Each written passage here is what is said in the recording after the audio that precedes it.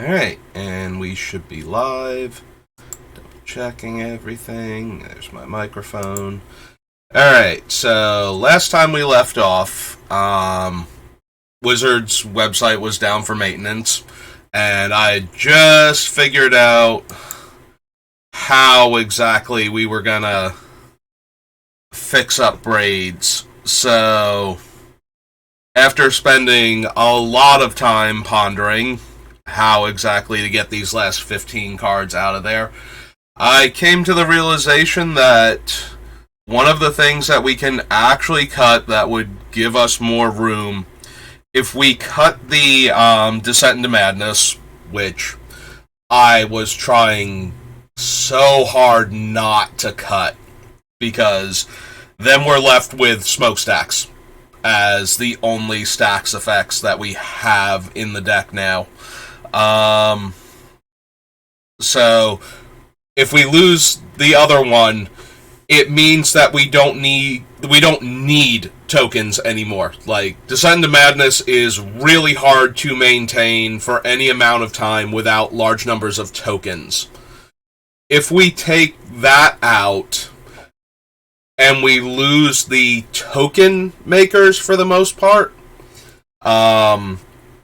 it gives us the ability to put back in some other creatures or other permanents. They're all creatures, but other permanents that we can play from the graveyard.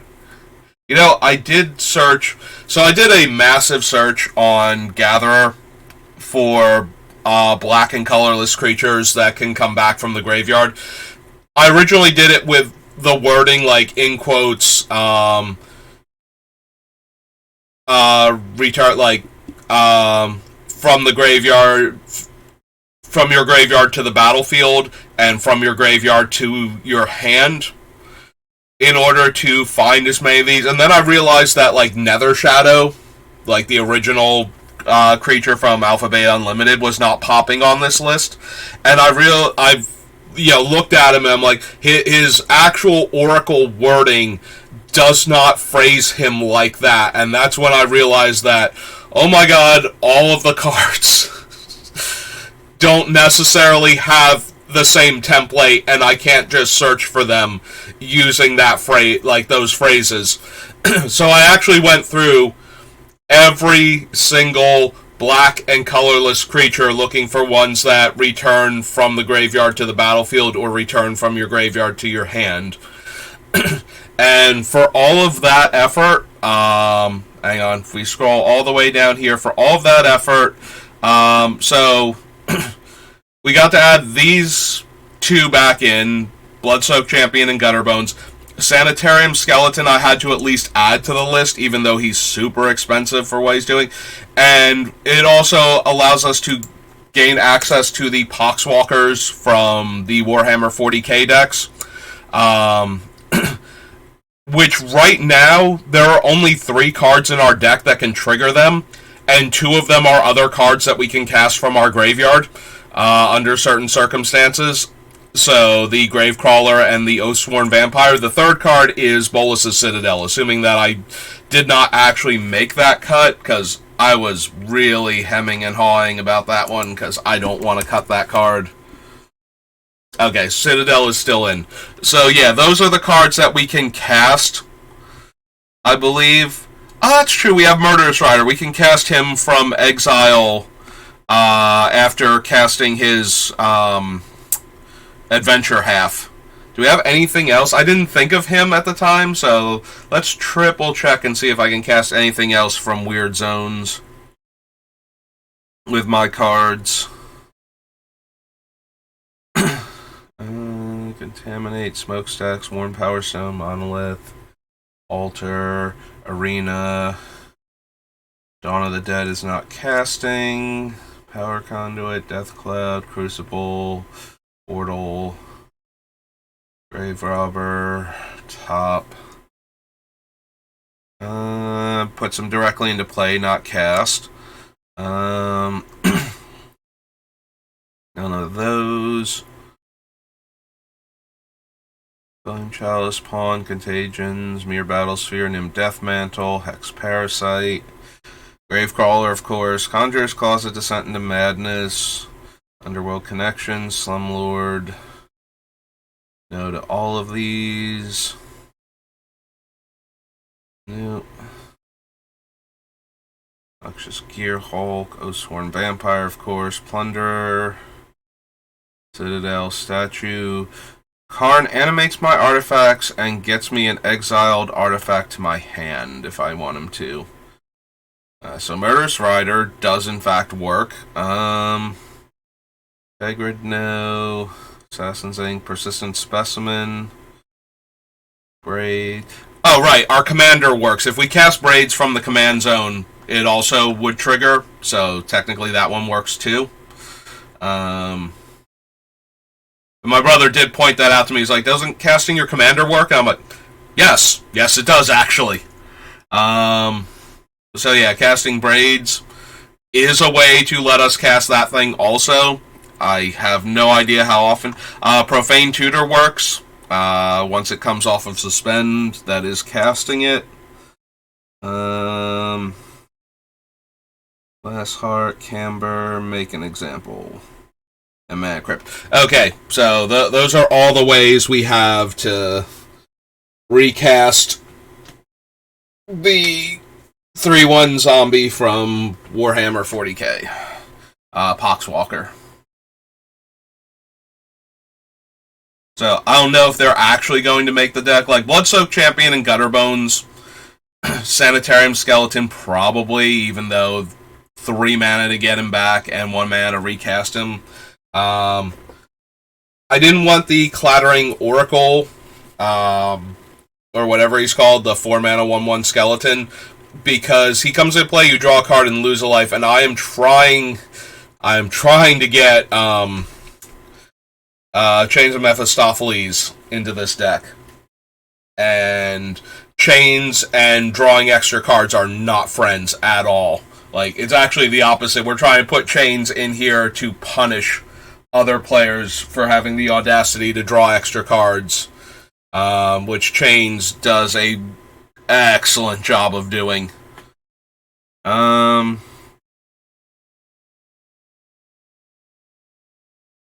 So I want to get Chains into the deck, hopefully. So, by cutting the cards that I was suggesting, so I had, like, highlighted them, and then I ended the stream, and then my computer crashed before I could, like, put their text anywhere to keep track of them. So the cards that we would be able to cut by going this direction, we'd be able to cut...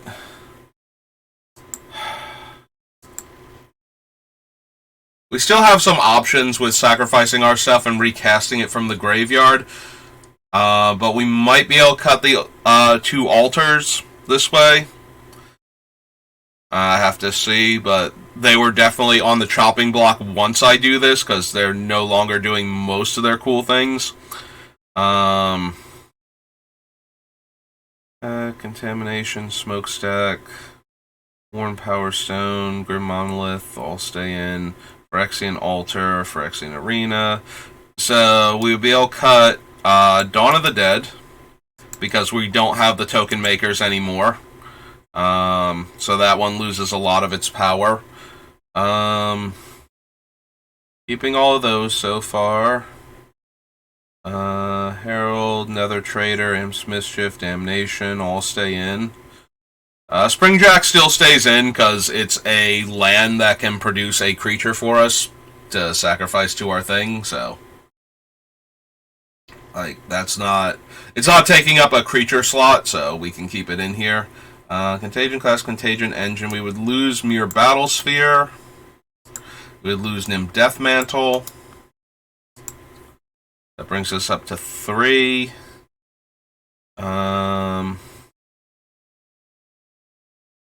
We'd lose the Conjurer's Closet. Descent into Madness. World Connections, Ogre Slumlord, Cornucopia, Dictate. Kalita stays in. We lose Marionette Master. 6. Um, we probably lose Noxious Gearhulk at that point, but so right now we're up to 6. These all stay in. That stays in. Grid stays in. Specimen, Ink, Vault Conscript. These are all staying in right now. Sling Gang would come out. That's 7. Hermit is 8.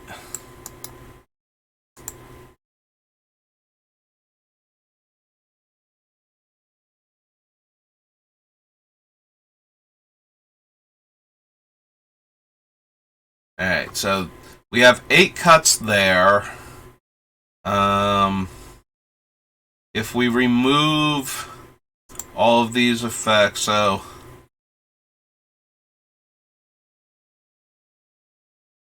the biggest thing about losing the 2 altars is we can't get a card that's like, just because we are losing the Descent into Madness doesn't mean that all the token makers lose value. It means that the ones that we have in here that are like, I'm a creature and I come into play and I make a bunch of tokens, those lose a lot of their value if we're not trying to maintain specifically Descent into Madness.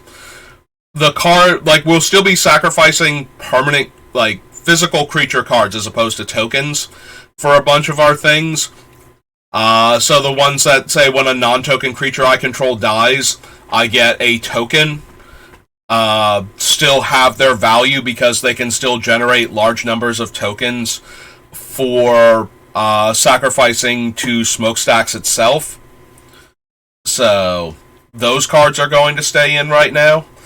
But we don't need to keep blinking an Underworld Hermit or a Mere Battle Sphere to make enough tokens to be able to feed Descent into Madness, so that we don't have to exile cards that, then we can't get back that are important to our strategy. So that's where I'm at with those. Excuse me. But so we would lose all of these cards. If we're losing all of those, then the Nim Deathmantle suddenly plummets in value, because all of the creatures that we have left either don't generate value themselves for coming into play, like they generate value by just sitting there, or they come back on their own. So we don't necessarily need it, which is why I think we can probably cut the Gearhulk also.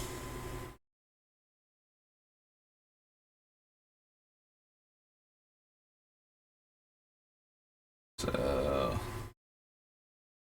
yeah, if we go back up to Aether Revolt, we can probably cut the Noxious Gearhulk at that point. For the same reason, so that would be 9 cards off of the list.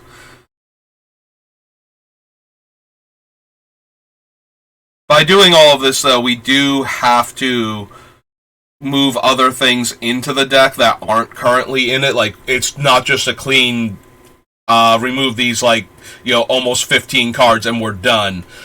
Because then we need more creatures that can bring themselves back each turn to upkeep the Smokestack still, and to trigger all of the other cards that care when my stuff is dying. So yeah, the Poxwalkers are super difficult. We have 4 cards that interact with them profitably. And we have to be able to cast them in the same turn. So Braids, if she keeps going up in commander tax value, then we're not going to be able to cast this thing in the same turn that we cast her. And our other cards that we are getting back are all whatchamacallits. They're all already doing the thing, so we have to have them end this at the same time. So basically what we have to do is we have to add in creatures that are going to be able to come back. So Champion, Gutterbones, probably Sanitarium Skeleton.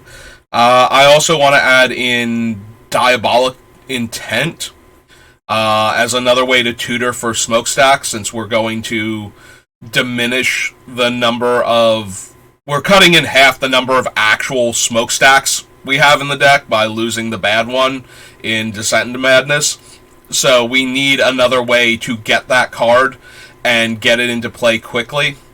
So I want tutors that are on the cheaper end, like anything less than 4 mana to begin with. I had mentioned this before, like the Dark... Is it Dark Offering or something? It's like 5 mana, but you get the 3 mana back, so it functionally is 2 mana. Is still a little bit not good enough, I think. Especially since I don't think I have quite enough instants and sorceries to guarantee I get the double black mana consistently, because we cut a bunch of them. Like, a lot of our cards in this deck are permanents as a result. So... And the ones that aren't, most of them are actually tutors. So, this would give us access to, like, more copies, functionally, of our smokestack so we can go get it. I also really kind of want to get Entomb into the deck to be able to put one of these cards into our graveyard to start the recursion cycle, because of how important they are to what the deck is doing. Excuse me.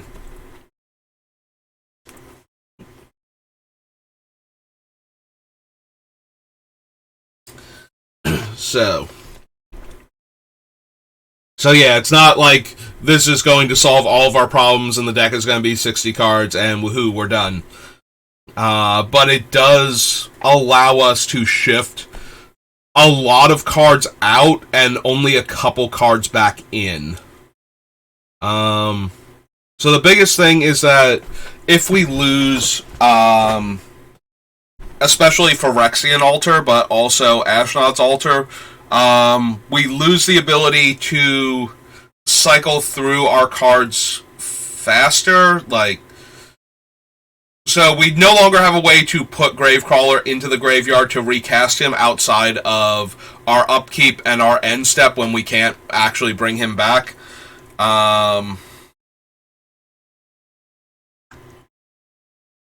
So the thing is that we would have, if we have Phyrexian Altar, you can sacrifice the Gravecrawler for black mana and then recast him because if you have another zombie in play, which, you know, allows us to generate large numbers of additional tokens because of the cards we have. Whenever one of our things dies, we get a token.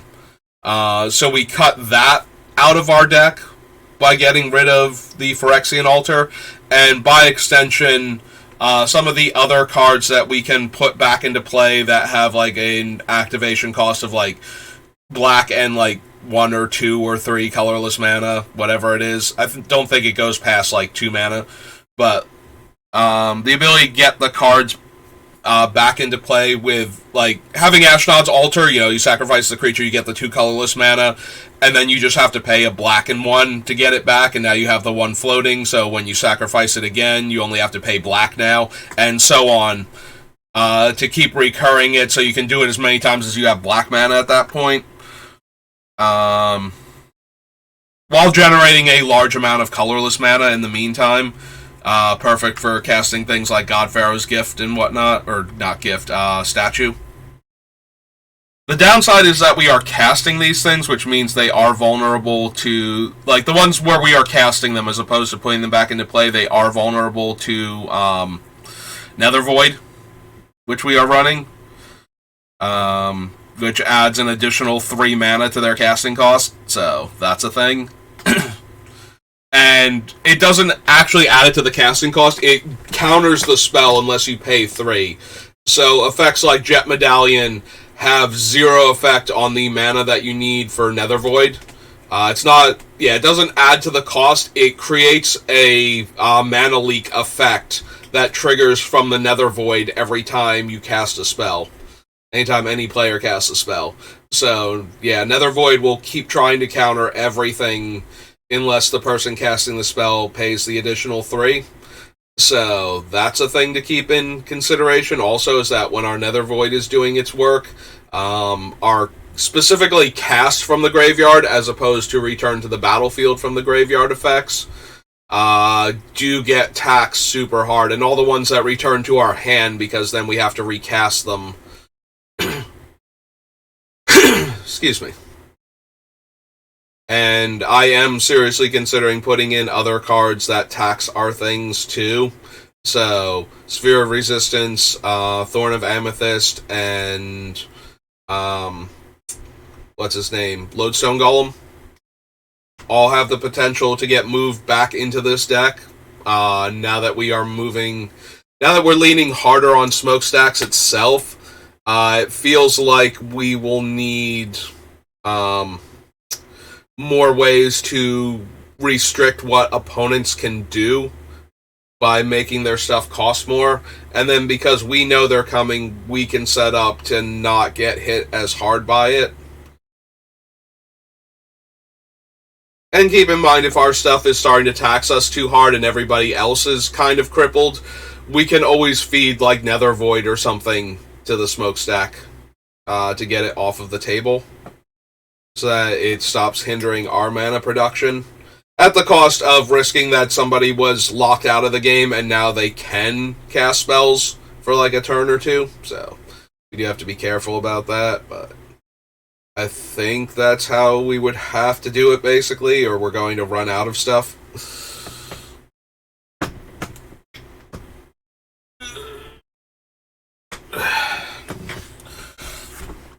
Like, we can't just not run cards like Nether Void, but we also need cards that can bring themselves back.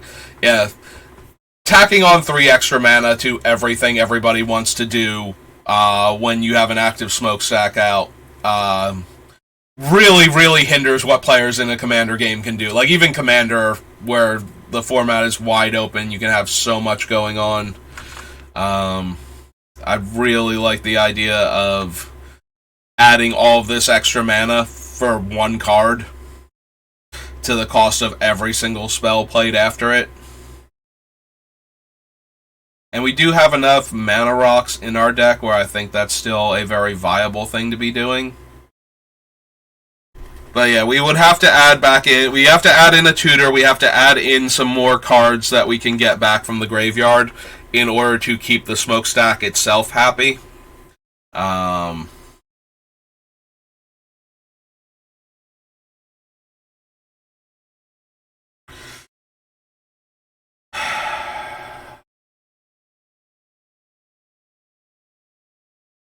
Another trader.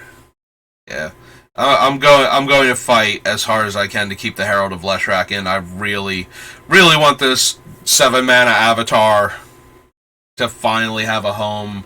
That might not even be correct. Like, it might not be good enough for this deck, but darn it, I really want it. So, that's true. We cut the Skull one before. I might have enough room to add him back in as another token generator. Also, the tokens that it generates specifically, like that one in the pawn, are also one-shot, like, you know, colorless lotus petals at that point, or treasures. So it can help me get out from underneath my own cost-increasing cards by giving me more mana to work with.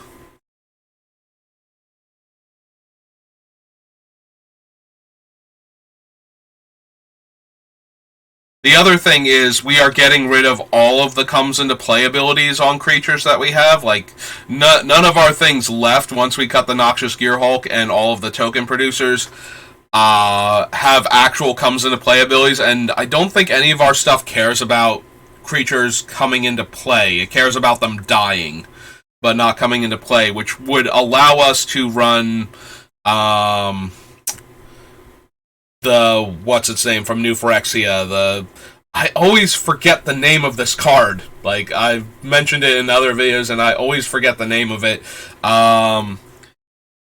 The one that stops comes into play abilities. Like, I remember things like Hushwing Griff and whatnot that are the creature version of it, but I can never remember the actual name of the card. And if we have room for that in Commander, I am 1,000,000% for that card making it into the deck.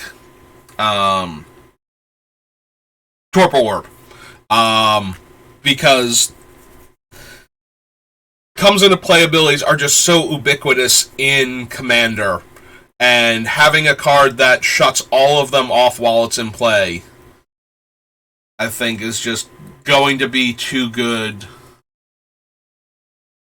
So we're looking at however many cards are on this list to get cut. We might be able to cut the Altars, Phyrexian and Ashnods. So if we cut those, we lose the ability to just constantly spam the zombie or the vampire from the graveyard in order to generate large numbers of tokens from our other cards.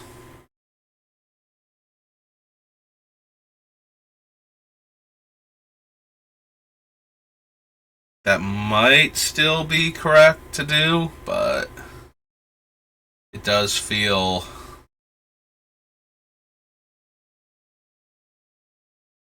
a bit bad doing it. So we would have to add definitely these two, probably that one, and then we have to add in Diabolic Intent at the very least.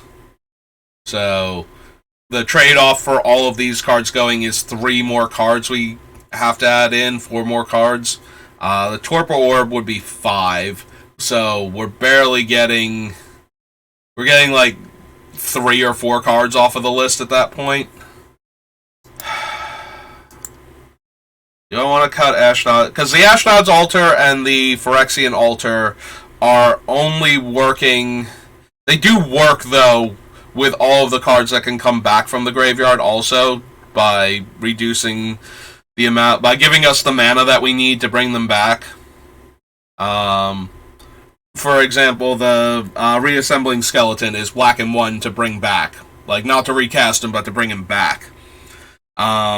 So we would still, if we were sacrificing it to Phyrexian Altar, we would just need to spend a colorless each time to bring it back, and then we would generate all of the value that our other cards get for our things dying. Like, the altars still feel like they're good enough for what the deck is doing, but we can cut, like, all of these cards, and we get to cut the Death Mantle because of that. Like, the Death Mantle is no longer doing the cool thing. You need a creature that makes at least 1 token, and a comes into play or Death Matters card in order to go infinite with Nim Death Mantle, and we're cutting all of those. So, I mean, we could still theoretically get into a position where, you know, we sacrifice our creature and Nim Death Mantle and like 5 other cards trigger to make tokens, and that would still technically work, but to generate infinite mana and value. But I think we can cut Nim Death Mantle at that point.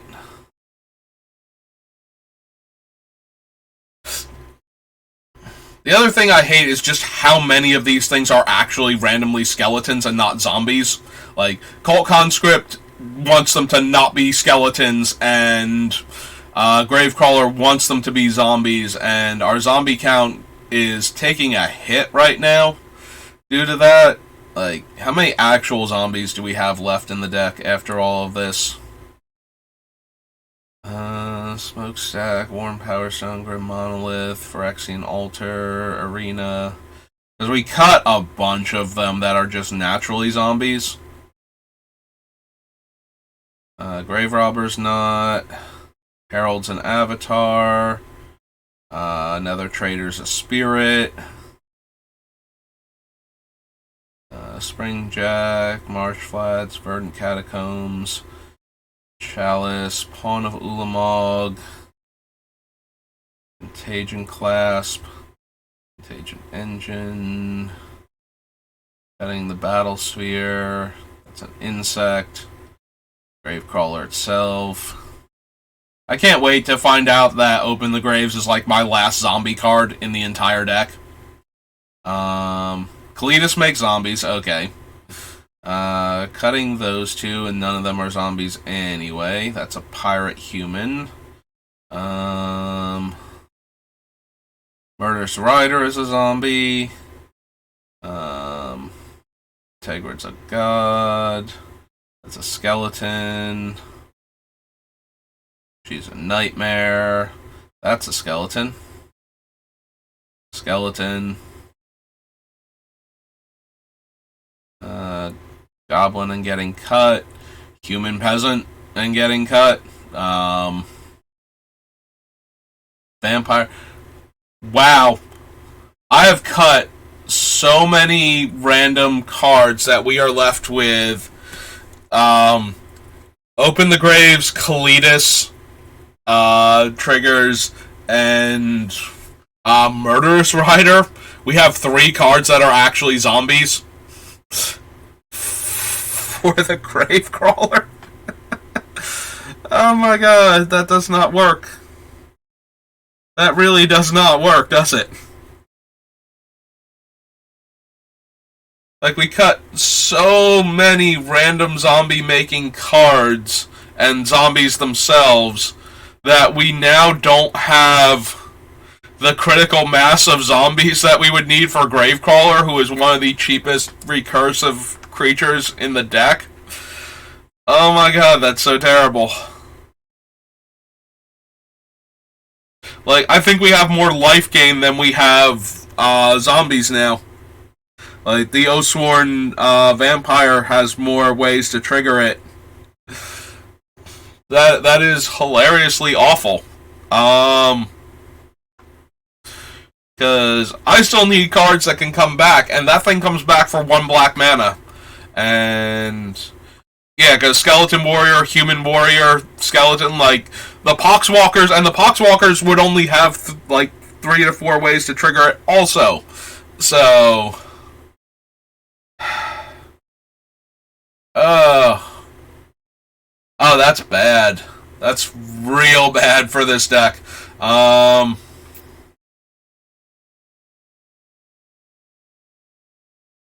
We might be able to get away with adding back in Tormod, since we're leaning heavier on the cards leaving our graveyard, so Tormod would be able to make zombies. Because I was considering adding him back in. Now that we're leaning heavier on these type of effects, it's way more likely that things will leave our graveyard. So we could theoretically add Tormod. We're trying to make cuts, and I'm adding more things back in to make up for the things that I'm losing. But we could add in Tormod, and we could possibly add in... The Desecrated Tomb doesn't do as much, because it only makes bats, like 1/1 bat tokens. But it would still make them for all of these cards coming back from our... Like, leaving our graveyard for any reason, I believe. So if we go... Tormod... There he is.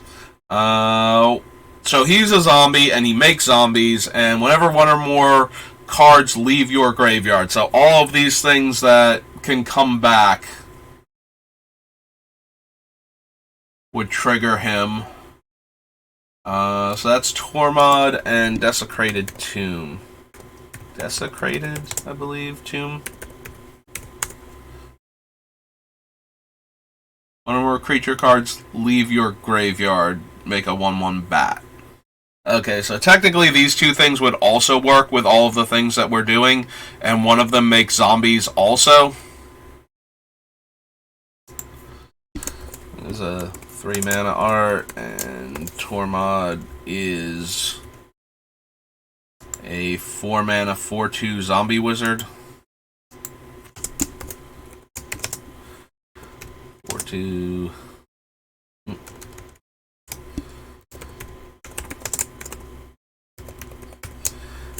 Great. Now I'm adding even more cards onto the list. we're getting to the point where I'm adding as many cards as I'm taking out, which is not helpful. Like, the whole point of this was I thought I could cut down on the list pretty dramatically and get it a lot closer to what we're trying to accomplish, you know, with our 70, getting it down to 60 cards from 75. But now we have 1, 2, 3, 4, 5, 6, 7, 8, 9. I got 9 cuts here, and those 9 cuts necessitate 1, 2, 3, like 5 cards. So we would only get like 4 cuts if we don't cut the altars from the deck now.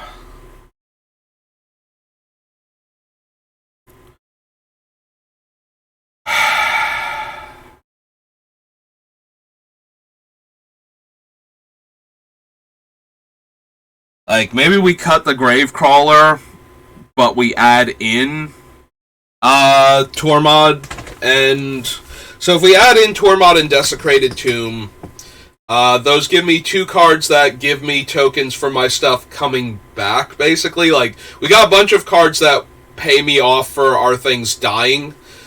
This would give me something that pays me off for our stuff coming back, which, you know, is a major goal of the deck. We would have to lose, I feel like we almost have to lose Gravecrawler at this point, because we're no longer generating the effect that we need for that to work. Like, we no longer have enough zombies in the deck. Like, even if we add Tormod back in, that's a 4th zombie card. So Gravecrawler is just, like, we cut out Grave Titan and Machias and the Headless Rider and the Diregraph Colossus, like, all of these cards that technically make us zombies for our stuff moving around, but we've lost so many Zombie Matters cards that we no longer have the critical mass of zombies that Gravecrawler needs to function. So, yeah, Gravecrawler, legitimately, even if we put Tormod in, I think Gravecrawler has to go. And that's depressing. Like, that the Sanitarium Skeleton's got a much better chance of making it into the deck now than he did before.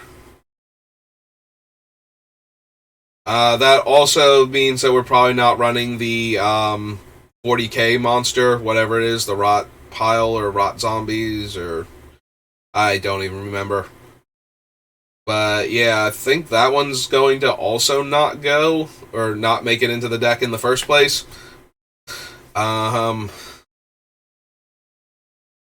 yeah, I think the Desecrated Tomb and the Tormod might have to come in to generate more board position / sacrifice fodder for our deck.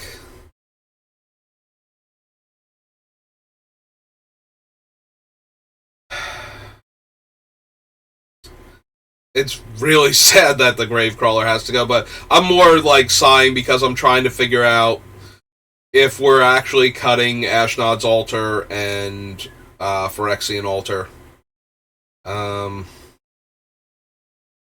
Because those two are kind of big cuts for the deck to make. But I think we might still have enough going on that I want to keep them. Like, it frees up 2 whole deck slots to cut that particular sub-theme from the deck.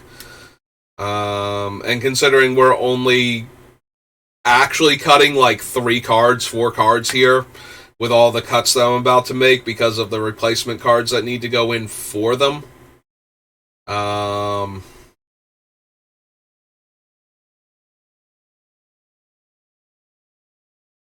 Like, we're barely making anything by cutting all of these cards out and putting all the other ones in. But regardless, I think that Gravecrawler actually has to go now. So, yeah, let's go cut Gravecrawler off of the list, because we have gotten to the point where it's no longer... Oh, is it 2 words? Gravecrawler? Yep, okay. It might not actually be. I might have just done that when typing it out. Yeah, Nope. I have created a situation where Gravecrawler is no longer viable in the deck, so... And yeah, we can just go ahead and knock the Poxwalker off of the list because we have about that many ways to trigger him. Alright, so... Real quick, the whole life gain for the Oathsworn Vampire. Let's assess that real quick, because maybe he's a cut also. I know I had some number of life gain cards in the deck, several of which can trigger like over and over again, but we need to be able to make sure, because if I can't trigger him consistently, then it might not be worth it to run that in the deck either.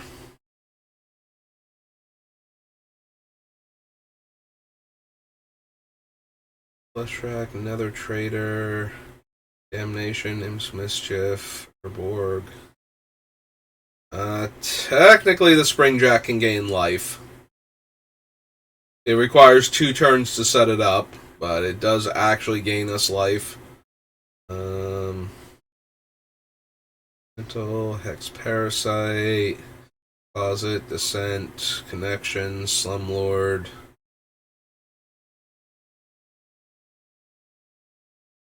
Dictate.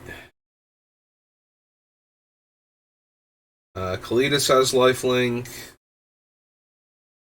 Those are all getting cut right now. There's a vampire himself. Makes opponents lose life. Karn doesn't gain life. Murderous Rider has lifelink. Egrid. Specimen. Script. Sundial. Trading Post can gain life. Resonator, Open the Graves. Sling Gang's going. Profane Tutor, Underworld Hermit. Ground. The Pest from Blightmound can gain us life. The Glass Heart can gain us life from the lifelink vampires. Camber can gain us life both by having lifelink and the death trigger. We just barely have enough life gain sources. We were still running the Witch. I would seriously consider like Staff of the Death Magus as a way to gain life consistently in the deck. Basically doing anything in our deck with Staff out would gain us life. If we cast anything other than our artifact spells, then we gain life. Like every other card in our deck would gain life while Staff is out. But that seems not the best for a single card.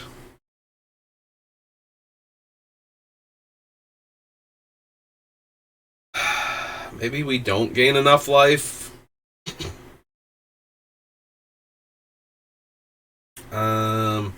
Is there anything else? Like we could put High Market in? High Market would be another, reasonable, and maybe Mirror in the Moaning Well.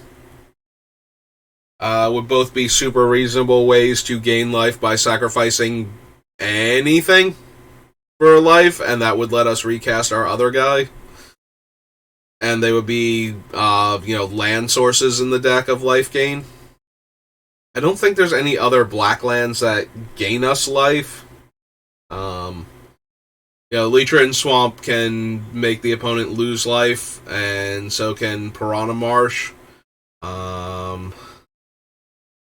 The Black Desert gives -1/-1 counters.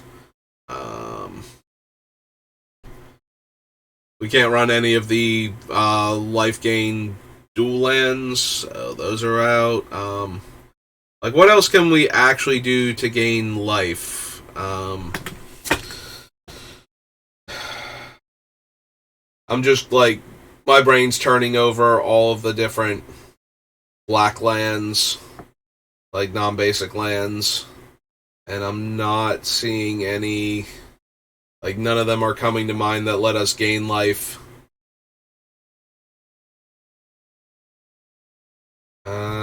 We do have a lot of artifacts. Inventor's Fair, and Inventor's Fair can technically tutor um, for Smokestack also. So that might be worth considering in the land slot.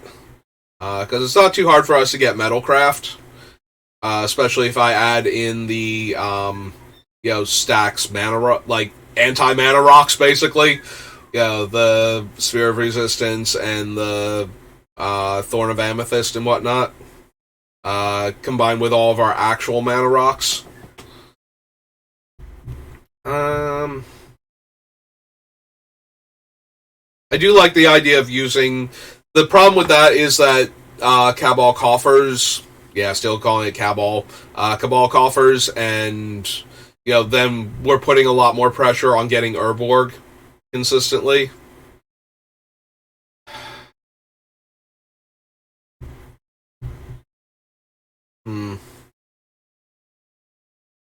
I mean, at least we have ideas. This is not just me staring at the list trying to figure out how I'm going to cut 15 more cards out of this thing by going back and forth over them until I eventually wear myself out on, like, one card. That's just like, yeah, no, every time I go past, this is the one that feels most like it's gonna go, and we need to get rid of something, so it's gonna be you. It's like, we're not doing that. We're basically adjusting the entire deck to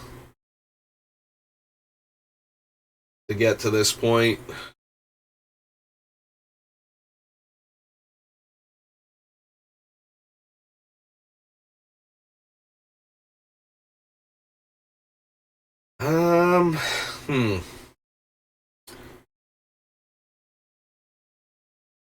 Like, do I want to jump through the hoops to keep the Oathsworn Vampire in the deck?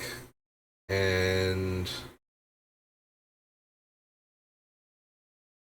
also, now that I'm thinking about it, do I want, if we do put now that my head's on the non-basic land cycles, if we do all of this, do we want what's its name? Do we want to add in Gyre Reach Sanitarium for when we have Chains of Mephistopheles?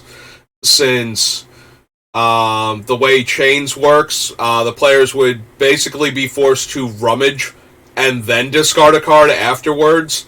Like, instead of it being a loot effect where everybody draws a card then discards a card, it would be a rummage, but then you have to discard a card afterwards on top of that.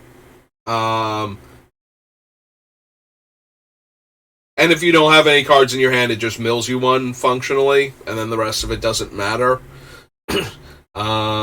Which might be really interesting when combined with Words of Waste, because then it's just everybody discards 2 cards from their hand.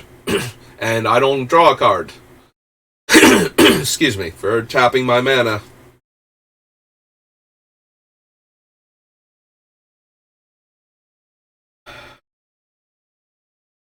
I'm also trying to think if there are any other cards that punish players that hard for drawing cards, and I don't think there are in mono black.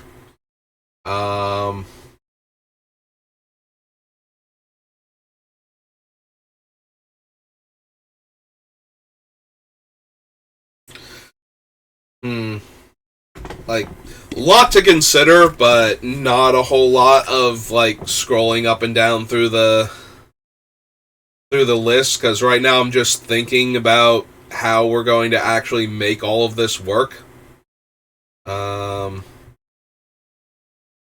So technically right now we're at 74 after the Gravecrawler goes.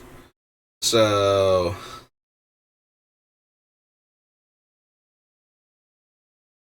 1, 2, 3. I'm counting them again. 3, 4, 5, 6, 7, 8, 9. Is there anything below Dawn of the Dead? Like 9. Doesn't look like it.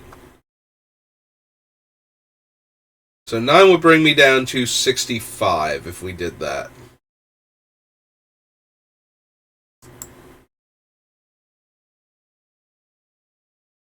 but then we would have to go back up to like 70-ish cards. I feel like the Champion, the Gutter Bones. Yeah, we also have to add in Diabolic Intent. We might only get like 3 cards off the list by doing that. We might be at like 71. Because I almost definitely want to get a Torpor Orb in here now if we can get rid of all of our Comes Into Play abilities. Like, Torpor Orb goes way up, and we also need Diabolic Intent as a tutor. So, Diabolic Intent, and if I'm being completely honest, Entomb. Both, like, it's functionally a tutor in this deck for a lot of our cards. Putting them into the graveyard is a perfectly fine place to put the card until we're ready to use it. Because a bunch of our cards we're running them so that they can come back from our graveyard. So, Diabolic Intent, Entomb, and Torpor Orb.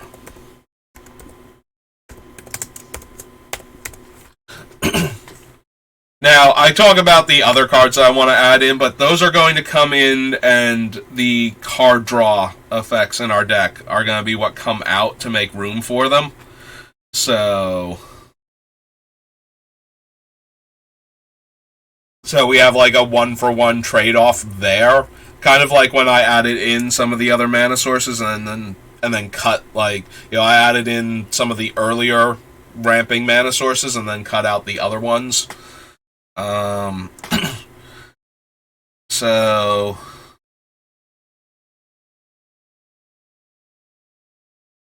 right now, if we added all these cards in, it would be 1, 2, 3, 4, 5, 6, 7, 8. And I've got 9 cards. So right now we're getting 1 cut.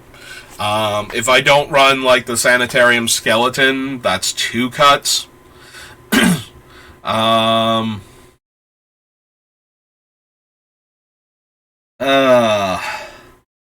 Like, that's barely doing anything for us at that point.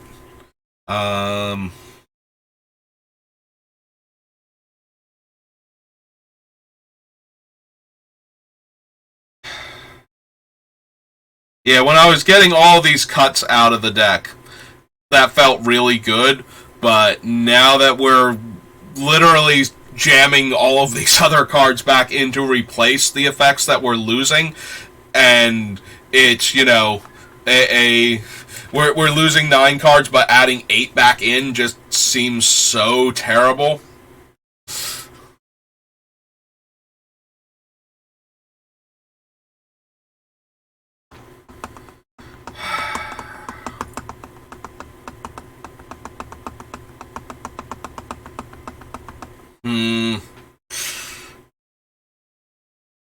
Yeah, I don't know now if that's better than just keeping the stupid Descent into Madness in the deck.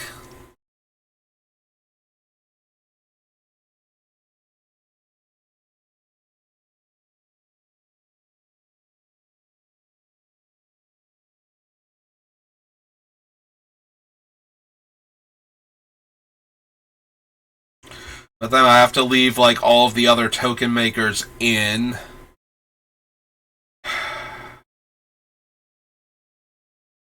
If I'm leaving all of those in, then the Death Mantle has to stay back in. Like, I'm not getting rid of any cards this way. Like, maybe I can get rid of Noxious Gear Hulk and, like, I don't know, the Conjurer's Closet or something. Dawn of the Dead. Maybe both. I ain't getting rid of both. Maybe it would be the Conjurer's Closet at that point. Alright, so either way, what if we got rid of Conjurer's Closet? That actually crosses a card off of the list. Because regardless, I think that'll be one of the ones that goes. I'm like scrolling up here, we should just be like directly to Conjurer's Closet. So we like nuke this off of the list.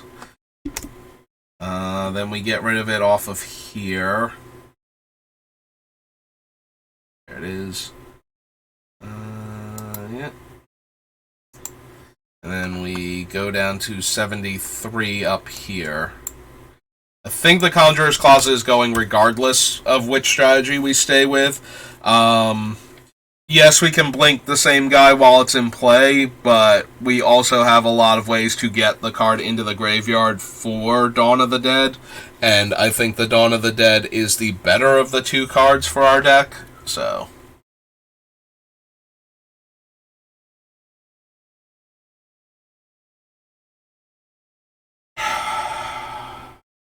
The problem is that now our options are straight up a 1-for-1, because now that card's off of the list, so...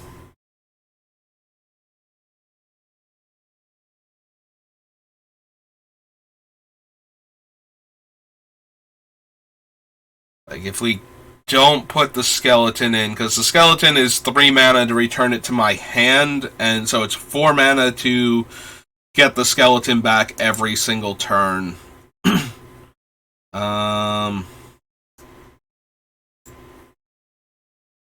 And I don't think that's anywhere near good enough.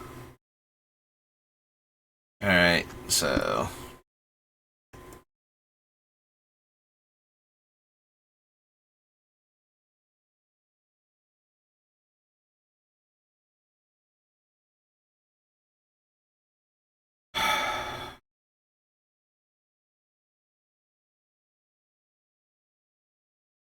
Hmm...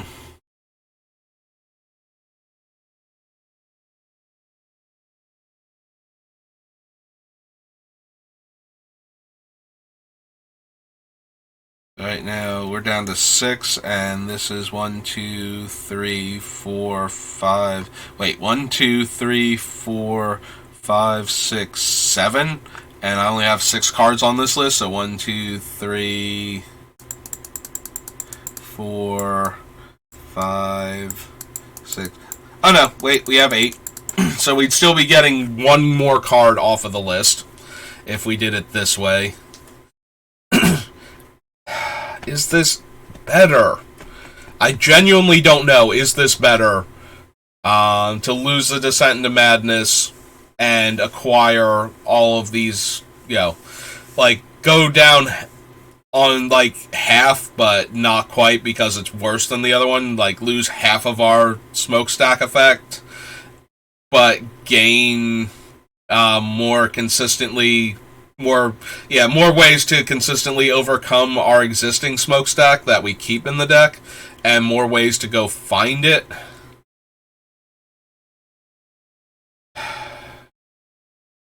And we're going down one card. Like, this is so bad. If we don't cut the altars, but the altars are still working with the deck. Like, if I sacrifice Bloodsoaked Champion after attacking, and I get, like, 2 tokens out of it, or, like, 1 token out of it, and then I pay to put him back into play, and I get 1 token out of that. Like, if we generate 2 tokens for each time I send him to the graveyard, even if we can only do it like X times because I run out of mana, that still feels like it's good enough. So I want the ones that I can put into play if I'm going to add in the cards that increase casting costs. The ones that return them to my hand or let me cast from the graveyard. We already cut out Gravecrawler for, other reasons. But it does matter which ones go back to my hand versus which ones go into play, because the ones that go into play are circumventing all of the Nether Void effects, all of the Sphere of Resistance effects. Whereas the ones that come back to my hand or can be cast from the graveyard are not dodging those and are going to be vulnerable to them. And that is a thing, like, that is a non-bow in our deck. But there are only so many cards that can bring themselves back from the graveyard to play. And not all of them are good. So...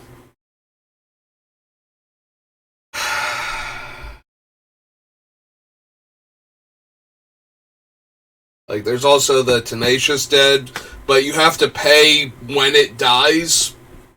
So, if you don't have the mana when it goes to the graveyard, like, you spend mana and it comes back, and you don't leave enough to bring it back, or you can't leave enough to bring it back, and then it gets wrathed away, it just kind of stays dead until something else reanimates it. And I don't think we're doing that anymore. I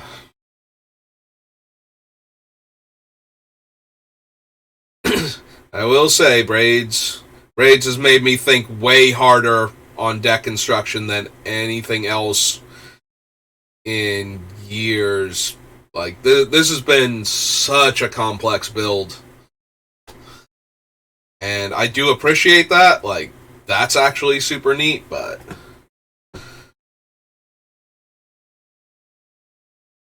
by the same token, it is super frustrating to have to try and build this woman. Like, she is just asking for so much from us. Which, makes sense. Braids likes making people crazy. So that way she has people on her level she can talk to. And then murder if they annoy her. Whatever she's feeling at the time.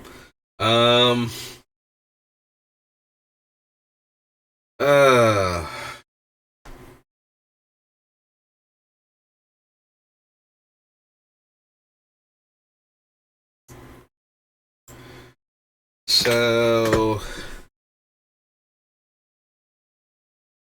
we need 13 cuts, and then we need to figure out how I'm getting the other things into the deck that I want to put in there, and then we have to figure out the mana base. Like, this deck has been so hard to actually build.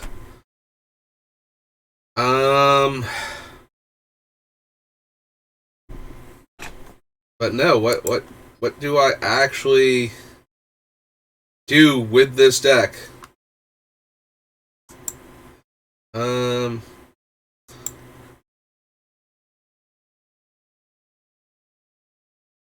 can get rid of the other thing. We can go all in on... Alright, so real quick.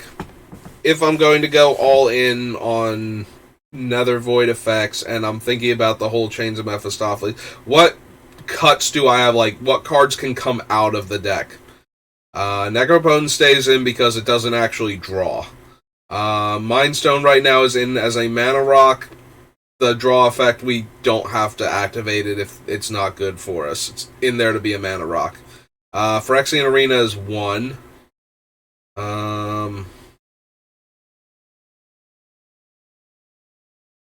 Sad Robot probably still stays in.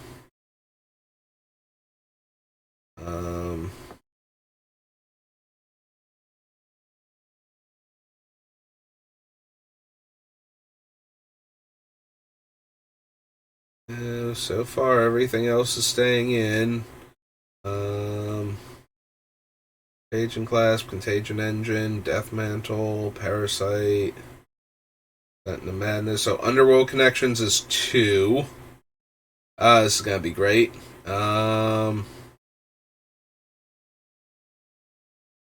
Fetus, Marionette Master, Noxious Gear Hulk that I'm thinking about cutting.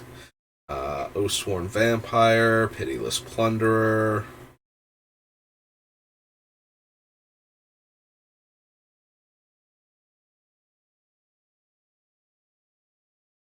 Is it really 2 cards that I'm thinking about cutting in order to get the other things into my deck? Because that does not leave enough room if I actually want to put chains into this deck to circumvent... I've been talking about putting chains in and like swapping cards around, but you know what? That seems less and less viable. Like, I did want to get chains and Words of Waste in to like nuke the hands of the opponents while we're draining their resources in play, but maybe that's not going to work. Like, I don't have as much card draw to replace with card draw hate as I thought I did. Huh.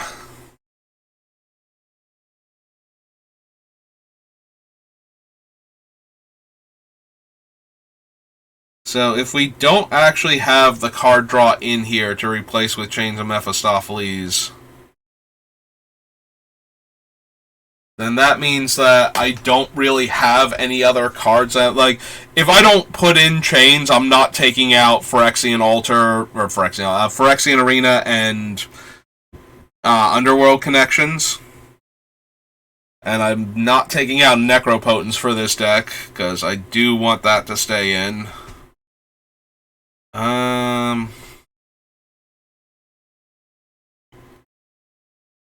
Yeah, I was thinking we had more, like, card draw hate we could add, but right now that's just, I would take those two out and put in, like, Chains and Words of Waste, and by themselves,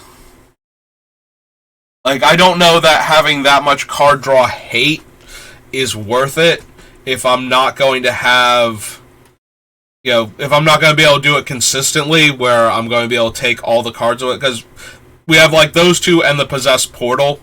And maybe one of the big reasons to do this is that Descent into Madness also can attack the hand, so it's easier to get players down to, like, little or no cards in their hand, and then their card draw doesn't work while Chains is out. But I don't think that I have room. Also, this means that I don't have as, like...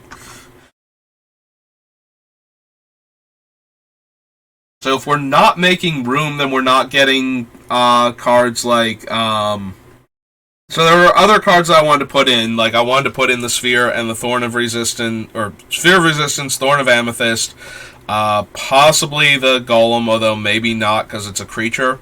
So put, like, those two in and maybe get Tangle Wire back into the deck as ways to slow the opponents down until I can slam, like, one of the big Doomsday cards that will lock them out of the game, like Nether Void, or actually get Smokestacks down. So we can strict their mana early on, or what they can do because they're sacrificing their creatures instead of their lands.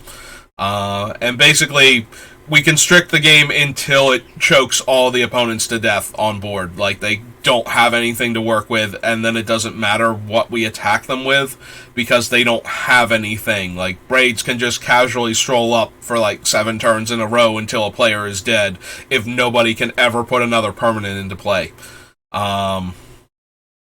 Meaningfully, anyway.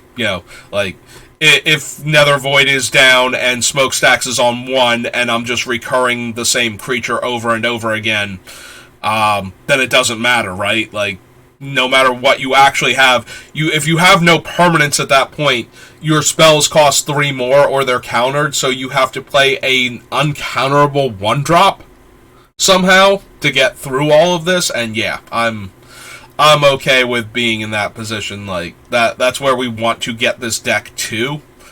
So, like, what is actually in service of that, I guess, is the issue. Like, how do we stop the opponents from being able to do anything?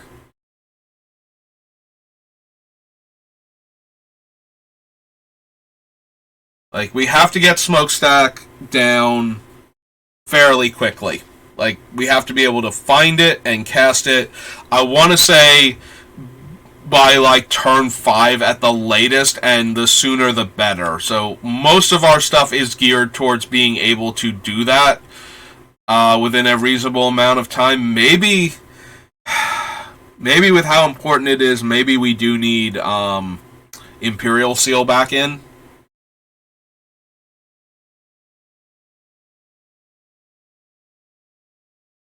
Hmm.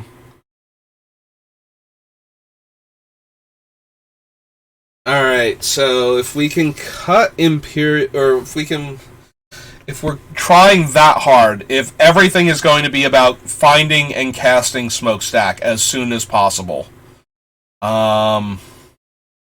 then we can cut the cards that aren't in service to that, and that don't finish the opponent off once we have that. Like, I still like the Herald, because if we are ramping that hard, we might be able to cast him while Smokestack is on the battlefield, and then that way that will give us the permanence that we need to keep feeding it, while taking away the most important permanence from the opponent.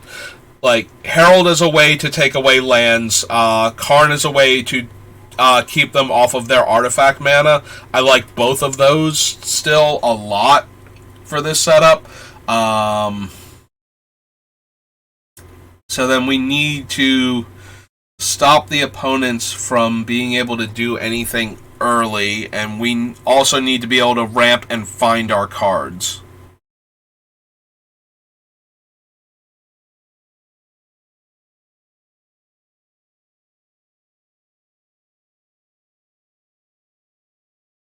Need to be able to ramp and find our cards. I don't know if we want the Descent to stay in because of that, just to keep them off of their stuff longer.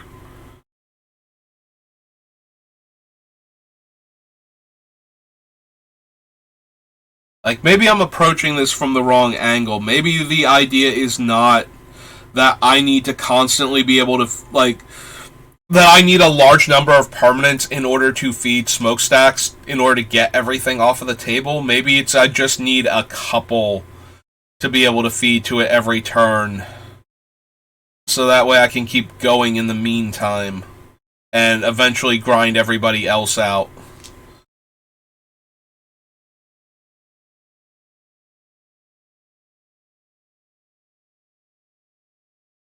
So maybe we don't need the proliferate cards then? Like, if we're not trying to get the smokestack, like, originally I wanted the proliferate to be able to speed up smokestacks and possibly descent, just to make sure we're eating enough of our opponent's permanents in a turn. But maybe we don't have time for that.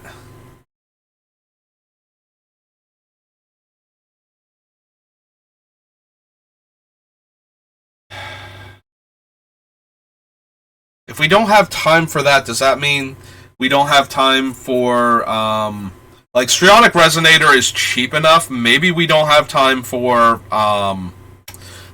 the better one, the one that I genuinely love, but isn't as good, in this setup. So, Lithoform Engine. Huh. Well, this is an interesting twist, if I go through with this. So,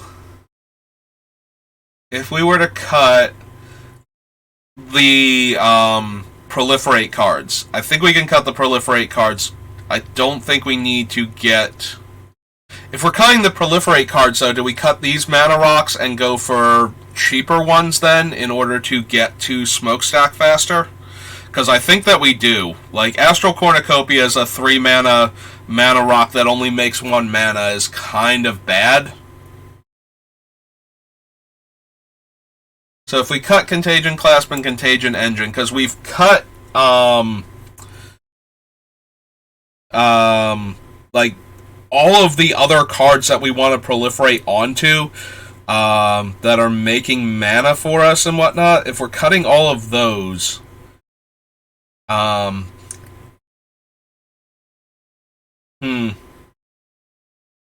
we cut those two, we cut Lithoform Engine, we streamline the deck, we try and make it so that it's just going as fast as it can to get to the point where Smokestack is in our hand and then in play. So we don't need a lot of counters on it if we're getting it into play that quickly. So let's cut those two. And the Lithoform Engine will be 3. The Form Engine is 3. Like, I've really liked the idea of these things, but I'm starting to think... I keep bopping my headphone wire, and I keep hearing it, like, touch the mic, so I apologize. Hmm.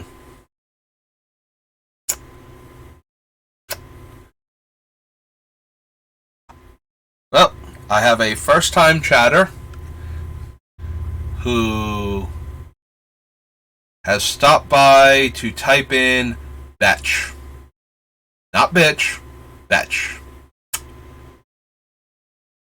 Interesting. Do we have anything at all constructive to add?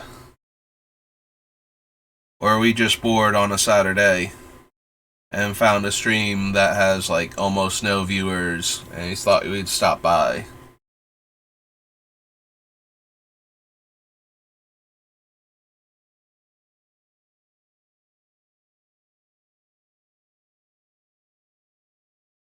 Yeah.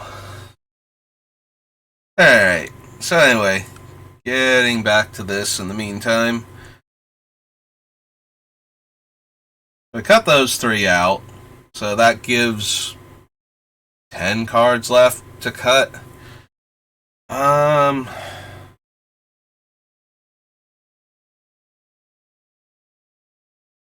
which most of these would be at this point, and that would also like if we're just trying to get to the smokestack as fast as possible, none of these are really helping with that. Most of these are way too expensive anyway. Like, they're better if we get to a long game, but right now we might just be able to lock the opponent out in the early game. And then the expensive cards need to be more finishers. Things that once we start going, it stops the opponent from clawing their way back into the game. As opposed to, like a 7-drop that makes 4 tokens. Um.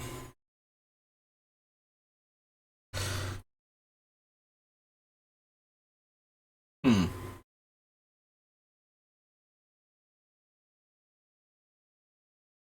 Astral Cornucopia, Dictate of Erebos. Kind of want to leave them in still. Well, not Astral Cornucopia. Dictate of Erebos I want to leave in. Astral Cornucopia, but we want to trade it out for a different early mana rock or something. Or another ritual to try and speed this up.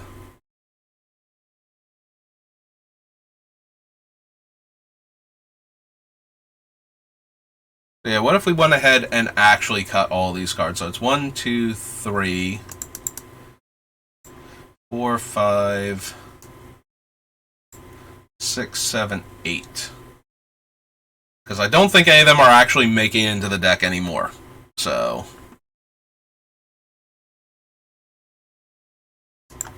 let's go Dawn.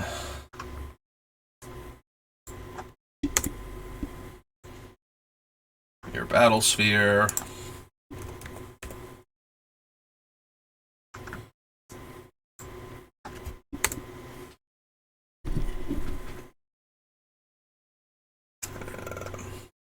Dawn, Mirror Battlesphere, Nim Death Mantle.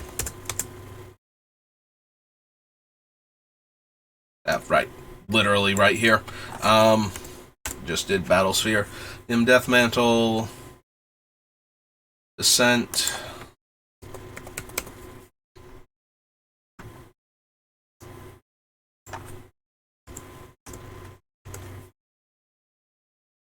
Marionette Master.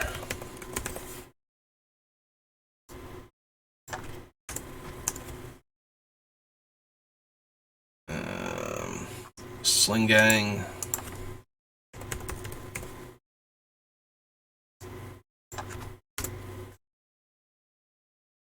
Underworld Hermit.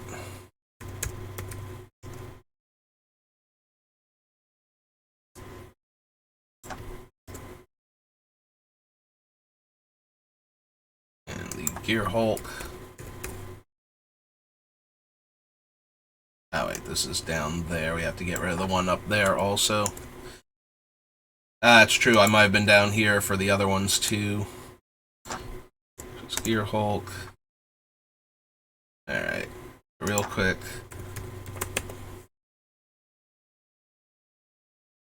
Yeah, there's the Hermit down here and the Sling Gang down here.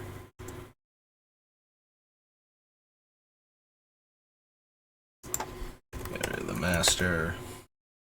Yep.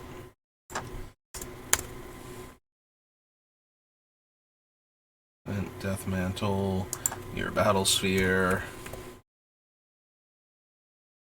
Oops. Your Landscape. There we go.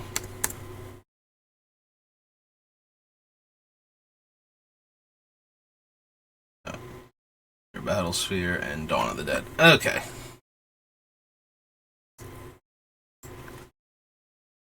So 1, 2, 3, 4, 5, 6, 7, 8. Alright, that brings us down to 62 right now. We'll still need to add some stuff back in for all of this, but I don't think those cards are helping anymore now if we want to do it this way.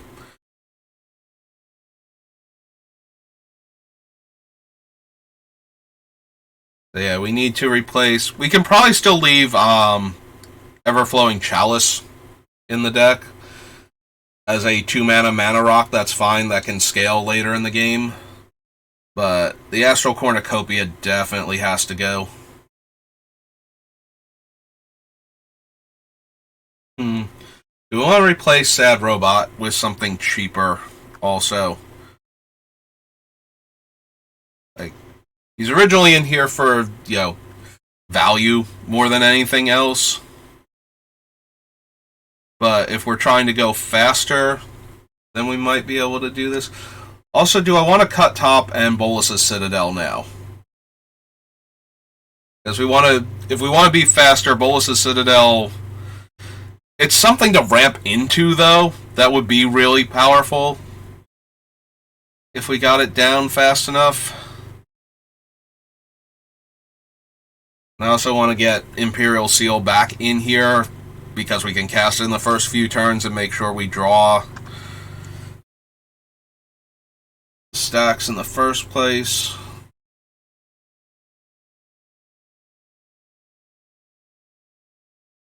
Yeah. And we have to get some number of these things down here back in.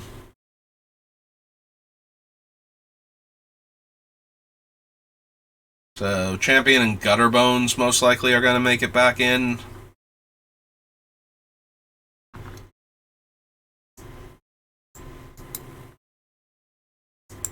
Champion definitely, because it returns itself to play. Gutterbones probably still, less good, but...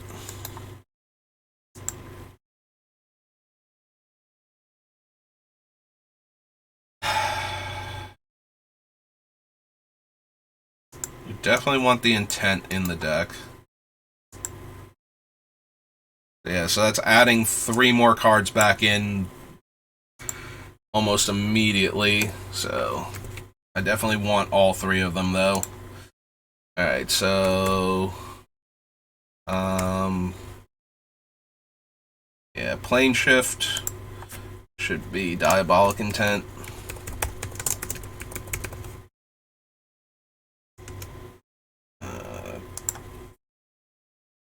Let's see, Ravnica Allegiance is... Oops. There we go. Ravnica, turn to Ravnica, Guild's Allegiance would be where Gutterbones is from. And Cons for the Blood-Soaked.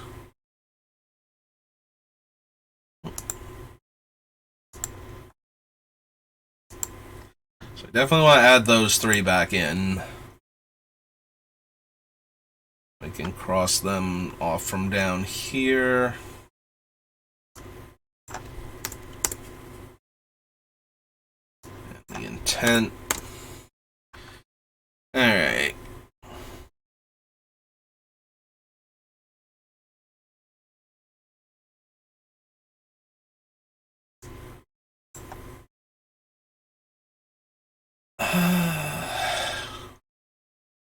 What are we going to do for cheaper mana rocks? We already have Mind Stone. We can add Charcoal Diamond back in right? We still have Arcane Signet, I believe.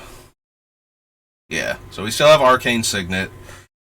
We can add in Charcoal Diamond or Felwar Stone. Felwar Stone is bad because we're trying to get rid of all of our opponent's resources, though, so they might not actually have lands at some point in time, and the stone will do actual nothing. So, I think I'd rather have Charcoal Diamond at that point. So,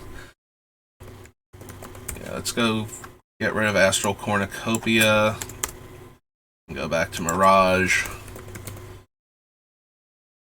And add in a Charcoal Diamond.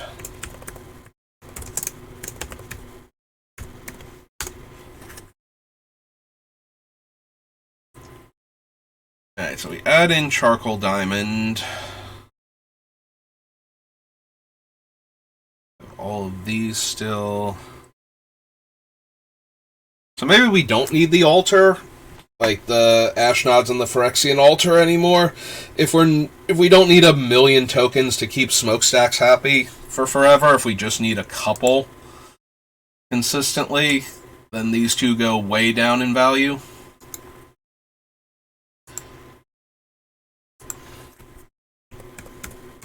Ashnod. We cut those two off. So that brings us back down to 63.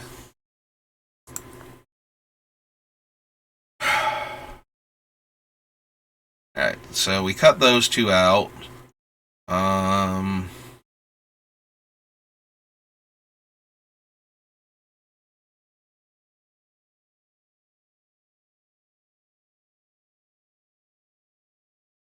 Do we still want Jet Medallion in the deck? Possibly. I forget, are the medallions 2 or 3 to cast?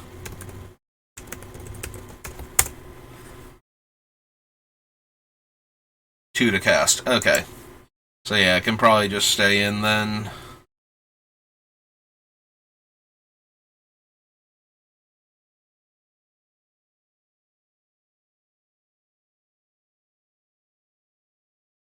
I guess we don't need Power Conduit anymore. Like, again, we don't need to manipulate these stacks as much to get it to do what we want. We just want it out faster. Not necessarily on higher or lower numbers. So if we cut the Power Conduit, and then we can cut the Parasite too.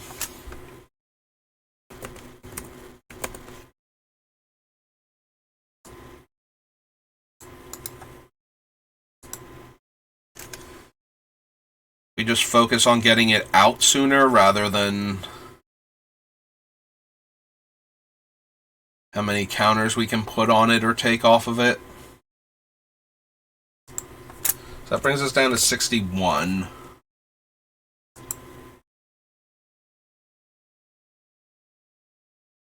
So one more cut, and then we just remove things and put in the other things that we want in the deck.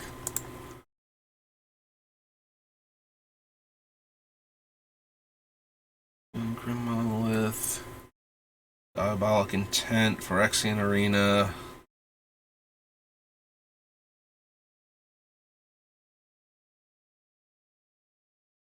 Yeah, I don't think I want to remove the top and Citadel. I am seriously considering, though, adding Workshop now to the deck in the land slot. One of the land slots just because of getting, first of all, getting Smokestacks on play, like into play turn 1 is a lot easier with a 3 mana producing land. And second of all, because we have a bunch of mana rocks to accelerate with. So, being able to get any of them online faster.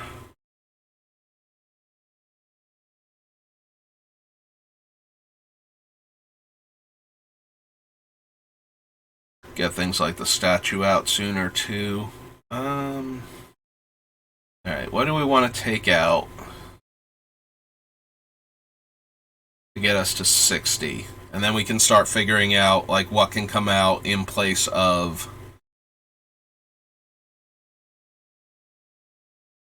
still okay with keeping the sundial. The opponents are losing stuff fast enough. The sundial just lets us not participate in the game and keep the smokestacks going.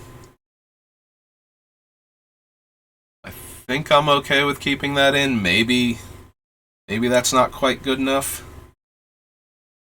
Testing grounds, Blight Mound, Glass Heart, Camber.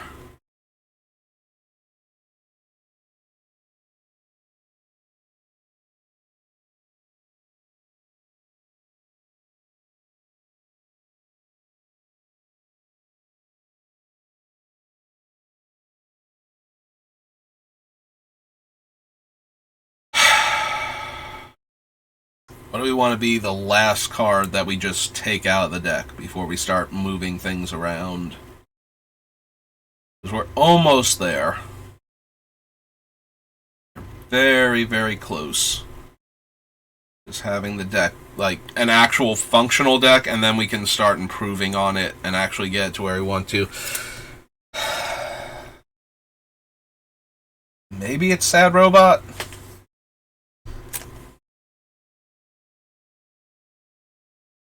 Could also be Death Cloud at this point.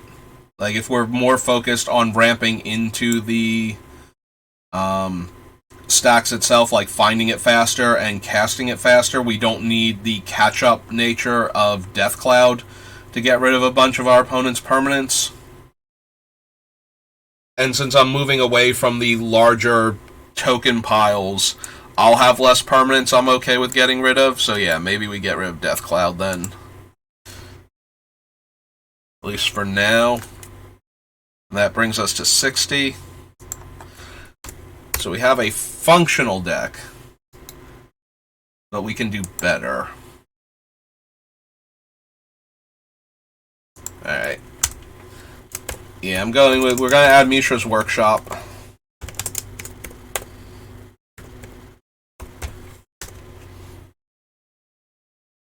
To the lands list. We should probably add Ancient Tomb under Tempest also for lands.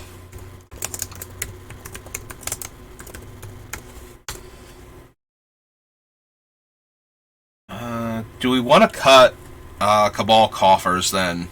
If we're going to add in the other non-basic lands to ramp faster, there might be merit to cutting Cabal Coffers from the land list. 12 Worlds, Possessed Portal. Top we're keeping in. So right now we're trying to add in Sphere of Resistance, Thorn of Amethyst.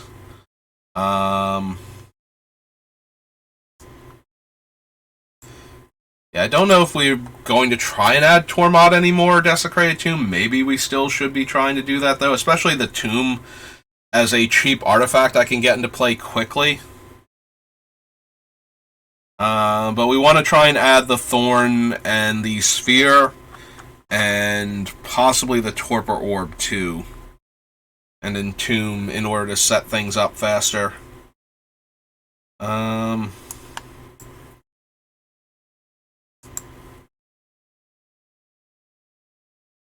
I don't think we would hit Threshold fast enough that I would want to bother with Cabal Ritual. There is the Bubbling Muck, which is the black High Tide. But we're already adding in a bunch of non-basics. Like, I'm already thinking about possibly cutting Cabal Coffers because it's not going to produce as much mana as we would like to, and sometimes it's not going to produce anything. So, if I'm already considering cutting that, Bubbling Muck probably shouldn't even... Like, I said it out loud, but now that I'm thinking about it, it's like, no. No to Bubbling Muck. I don't know that we get enough creatures into the graveyard fast enough for Songs of the Damned either. Yeah, I'm trying to think of other rituals that we can run, like things that would get us a lot of black mana or a lot of mana in general quickly. And none of them are like any of the things that are immediately springing to mind are not as helpful. You know, they're not going to actually make it into the deck. Like any of the ones that let us sacrifice our creatures, like Culling Ritual. Culling Ritual would probably be the best because it actually adds 4 black mana for one. At the cost of an like additional cost of sacrificing a creature.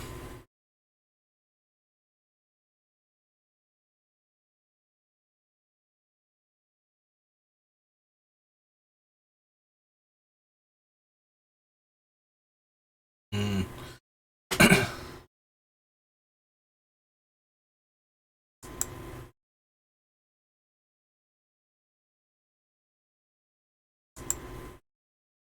Yeah, I don't know what I want to take out now to add in these other um like penalty effects, mana increasers, you know, typical vintage shops stacks cards.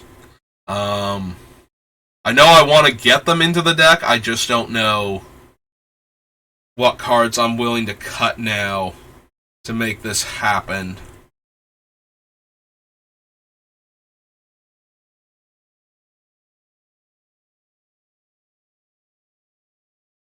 The Swarm, Tegrid, Persistent Specimen, Assassin's Ink, Conscript.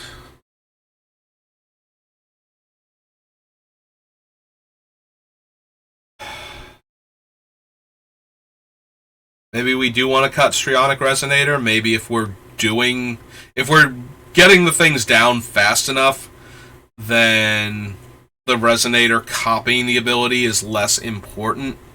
It does let us hit somebody for like 4 permanents in a single turn, though, while our stacks are just sitting on 2, so that way we never have to lose that many permanents, but other players do at our discretion.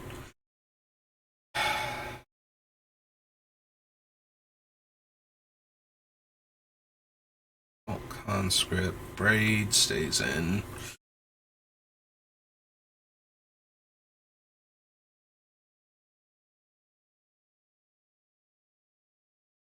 Murderous Rider. Hmm.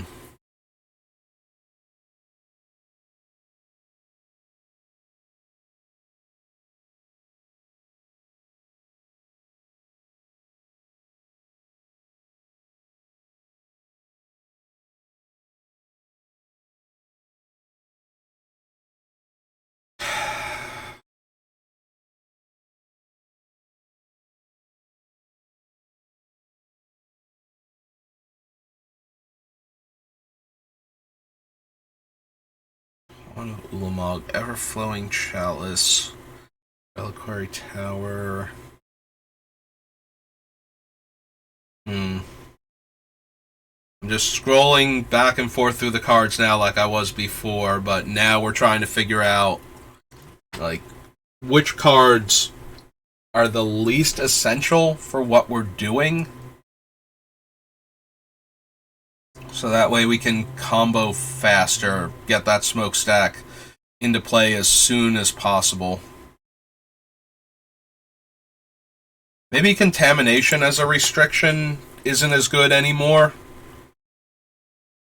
If we're ramping and finding smokestack faster, it matters less that our opponents like we're only hosing the players that are multicolored and non-black.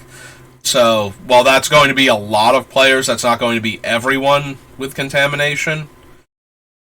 Although it does allow us to focus all of our attention on the one player that can still actively participate. It is another, like, we need another creature to die every turn for contamination in order to upkeep it. So we need, that reduces our ability to get, like, more than a counter on smokestack consistently in the early stages of the game.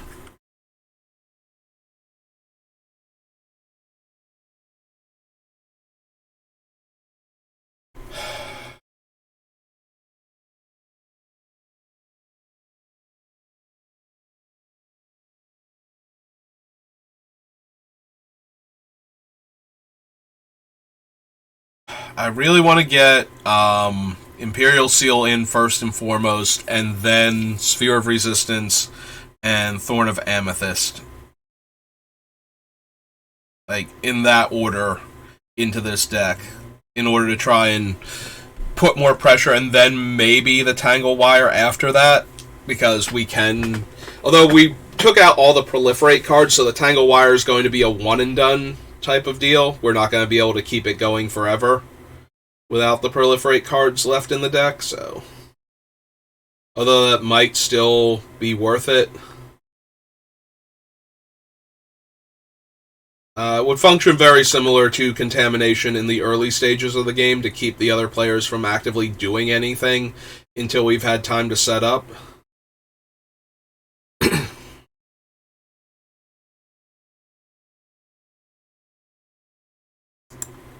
don't think we're going to need the Memorial to Folly anymore. I don't think we're going to need Nykthos anymore, because I'm going to try to set this up before I would have enough black mana pips for Nykthos to be anything consistent. So I guess Takamuna is still worth considering, although less powerful now. But it's only taking up the land slot, so it's not like it's hurting anything. Urza Saga can only get 1 and 2 drop, or 1 and 0 drops, right?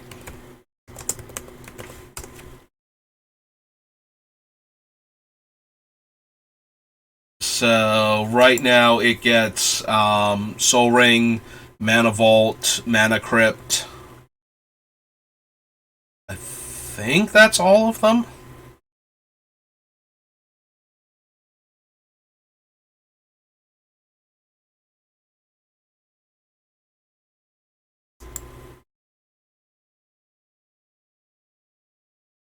And I'm pretty sure this can't get things without mana values, right?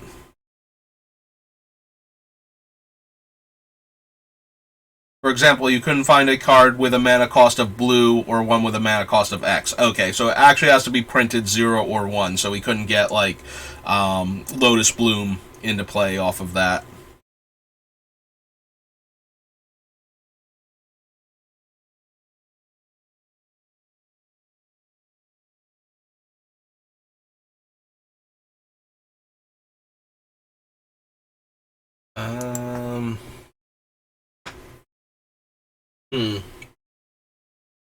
So I don't know that we need Urza Saga in the deck either then.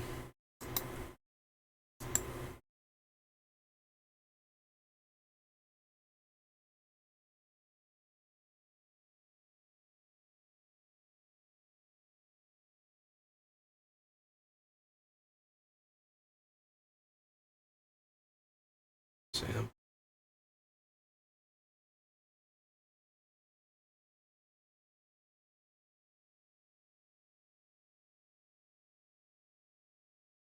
Yeah, make an example is our only other pseudo Wrath in the deck now. So kind of need to keep that. Getting rid of a bunch of those. We got rid of a bunch of these. Although I think we actually crossed all of them off. So what are we going to use?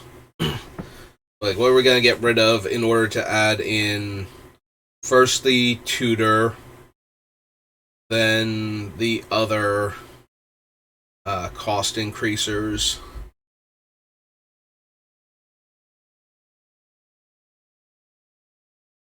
Their void.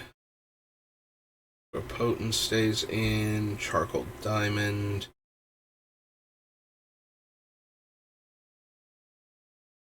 So maybe I don't need charcoal diamond. Maybe just because I got rid of Astral Cornucopia because it's no longer a way to generate huge amounts of mana in the mid to late game. But maybe that doesn't mean I need a 2-drop comes into play tapped mana rock for this deck. Maybe that means I need other stuff.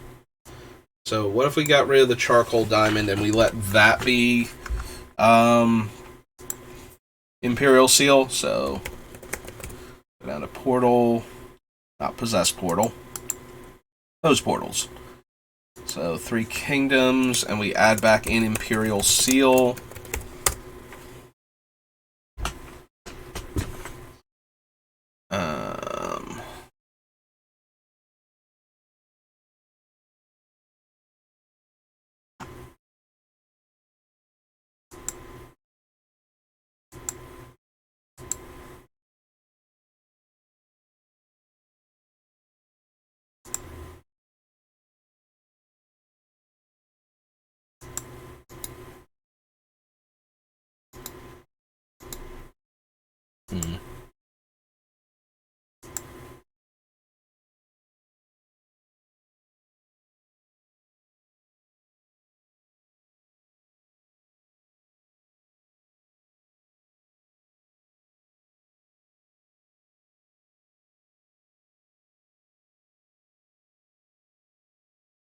Yeah, okay. So, I know they're not going to care, but the person that stopped by to throw a misspelled comment at me has, dipped immediately, so might as well just ban them in case they get bored. They'll have to create another account in order to say mean things to me again. So just go ahead and do that, so that way it's not like up there highlighted. It's like, hey, first time chatter. It's like, yeah, let's go ahead and just do that.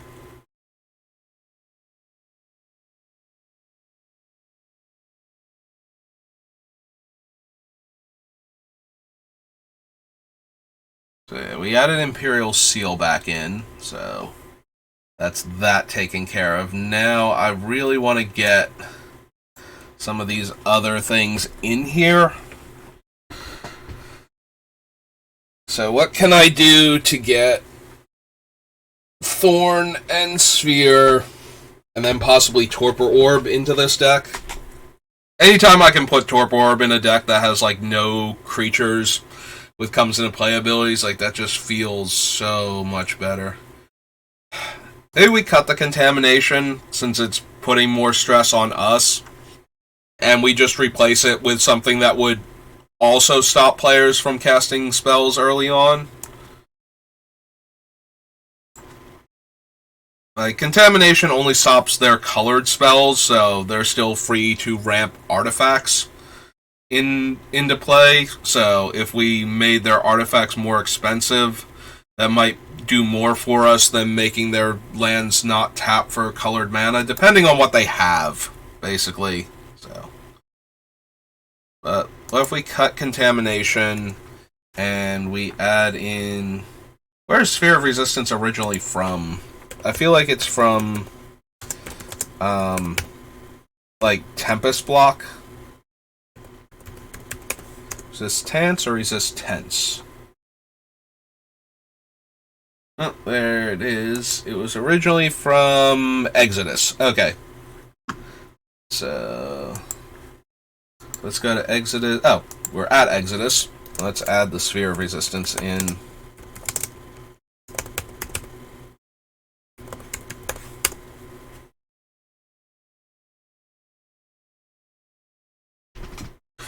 Alright, so we get one in that way.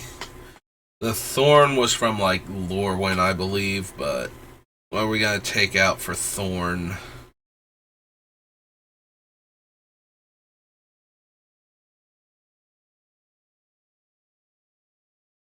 I keep going past Sad Robot and thinking about possibly cutting him, but I don't think we need to do that just yet. Like, he still ramps us, and we still get a card when he dies. So those two facts together might still make it worthwhile to keep him in the deck. Actions: Ogre, Slumlord, Hero's Downfall, Nykthos, Dictate.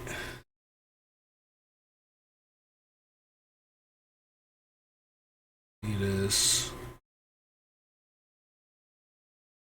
This Plunderer.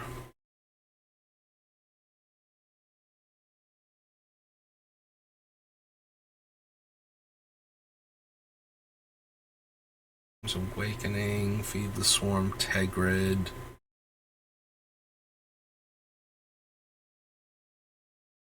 Specimen, Assassin's Ink, Cult Conscripts, Imperial Seal, Grim Tutor, Reassembling Skeleton, Sundial.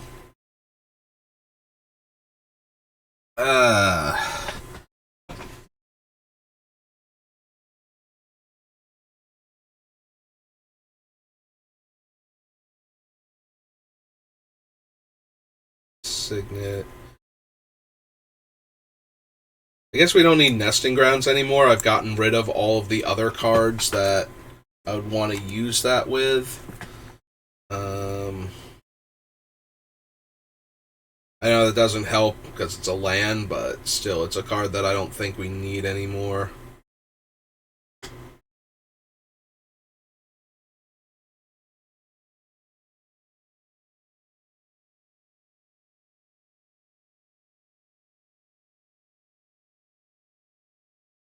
Assembling Skeleton, Imperial Seal, Conscripts, Assassin's Ink. Just keep reading the names out loud to myself so that way there's not like dead silence and maybe something triggers where it's just like, oh yeah, no, I don't know why I still have this in the deck with all the other cards that we've cut. Like, I'm wondering if one of the more expensive My Guy Dies and I Get a Thing can go, but to make room for it, you know, like maybe Open the Graves or something. That's just too much mana for what we're trying to do. I don't want to lose the Dictate or the Grave Pact, because that will keep basically all of the creatures off of the table forever. If we're losing our stuff every turn.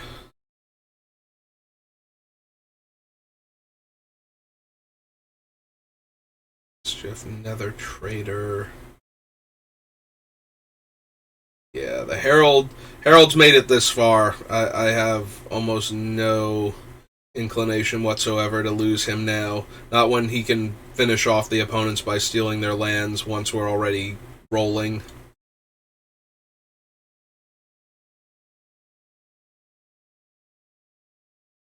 Mindstone, Vamp Tutor, Withering Boon, Nether Void.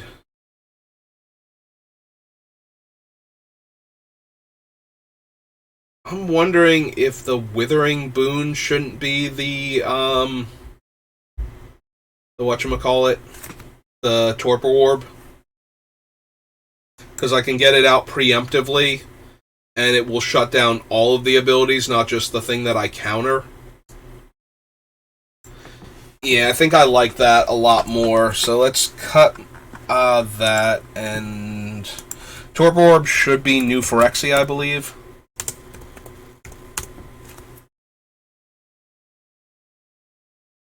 Yeah, New Phyrexia. Okay, let's do that. Get the Torpor Orb in there. Alright.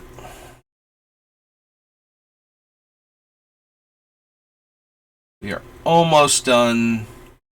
This is more about making the deck actually good, like getting the cards in there that we want to have in there. So, here, while we're doing that, so Thorn of Amethyst, I believe that's how it's spelled, is from actual Lorwyn. Okay.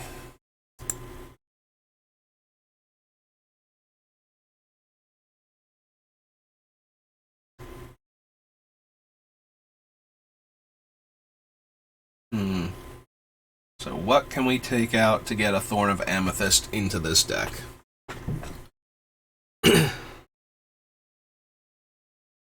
Stone. Keeping the Ancient Tomb, keeping the Wasteland and the Strip Mine. Lith. Ooh, we redlined there for a second. Computer doesn't want it anymore. Scene Arena, Cabal Coffers. It still feels bad to take out the Coffers and the Urborg. I think they are still doing too much work in the deck. Just go ahead and go, nah, don't need those. Another Trader, Damnation, Mischief. Astra can stay in. Reliquary Tower can stay in. Spojuka Bog, all of those are fine.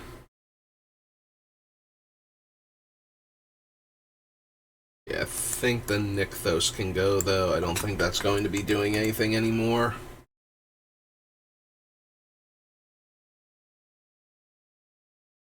Drownyard can stay in as a way to keep paying for our own smokestack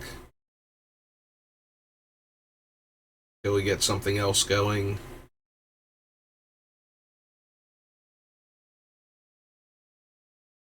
I'm going to keep the Tegrid.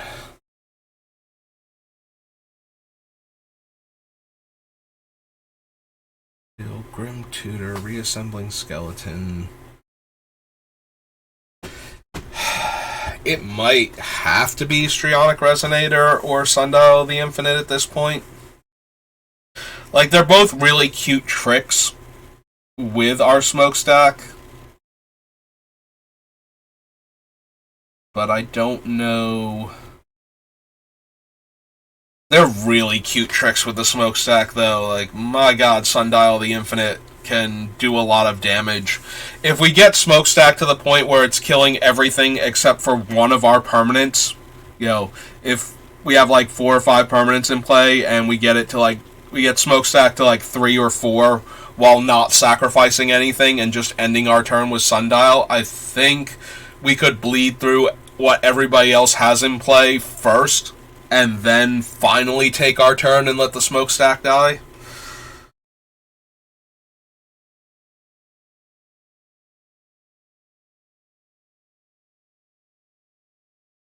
Also works super well with the Possess Portal. I'm really, really inclined to keep those going. It might legit be one of the more expensive. My thing dies and I make a creature, which I think would make it Open the Graves over Slumlord, although since Slumlord is giving us tokens for our opponent's things dying also.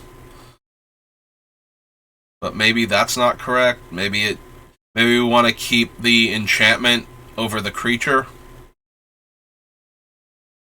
even though it's less powerful overall.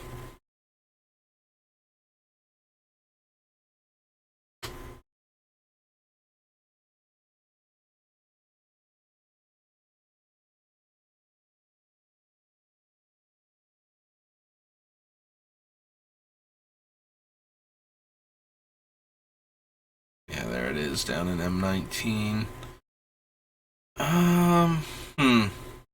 Like, I really want to get the Thorn in, and I would not mind getting in, like, an Entomb into the deck also. Alright, Karn's Bastion can go now that we don't care about proliferating anymore.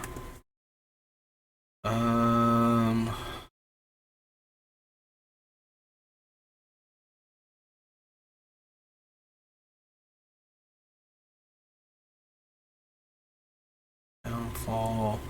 Underworld Connections I still kind of want to leave in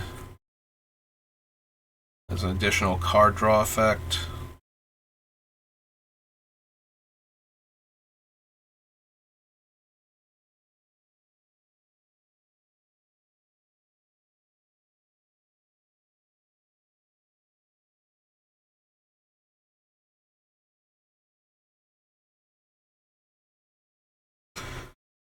I think I still want Imp's Mischief as another way to protect our key cards. Portal Crucible I need. Sad Robot.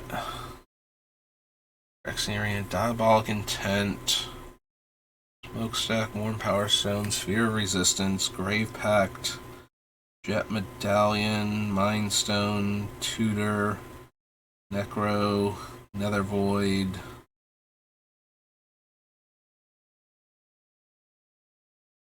Options, Strip Mine, Ritual, Tutor, Mana Vault, Soul Ring. What card do we want to come out for Thorn of Amethyst? I do think we want it. Like, I want Sphere of Resistance more, obviously, because Thorn is not helping when our opponent's decks are too creature heavy, but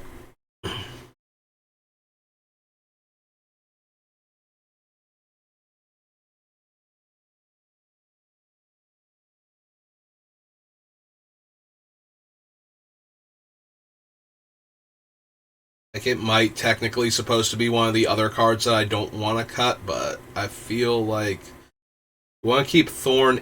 We want to get Thorn in here, but I don't want to cut. There's a lot of things I don't want to cut, but maybe I'm supposed to. Like, maybe I'm giving them too much credit in the deck still.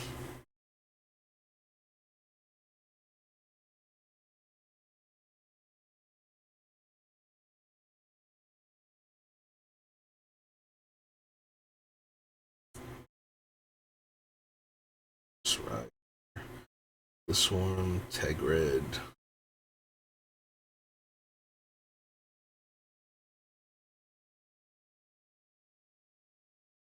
Maybe it's Gutterbones. Like, Gutterbones doesn't put itself back into play directly, and so it's getting hit by all of the taxing effects on top of that. So maybe it's just the worst one now, still. Like, we added it back in to give me another recursive thing, but if we're really going to put all of these things that are going to make the casting cost higher, then I think that diminishes Gutterbones a lot. So that also kind of diminishes the Oathsworn Vampire, since we have to cast him and we don't have a ton of life gain, so maybe he can come out for the Entomb to get one of the ones that's easier to bring back in, like, put that one directly into the graveyard, rather than take up a deck slot for him. So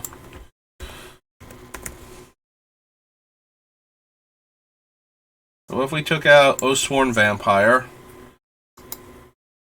so we took out Gutterbones and Oathsworn Vampire, and we add in Thorn of Amethyst, so Lorwyn. Add in the Thorn of Amethyst. And Entomb was Odyssey, I believe. This Entomb. Actual Entomb.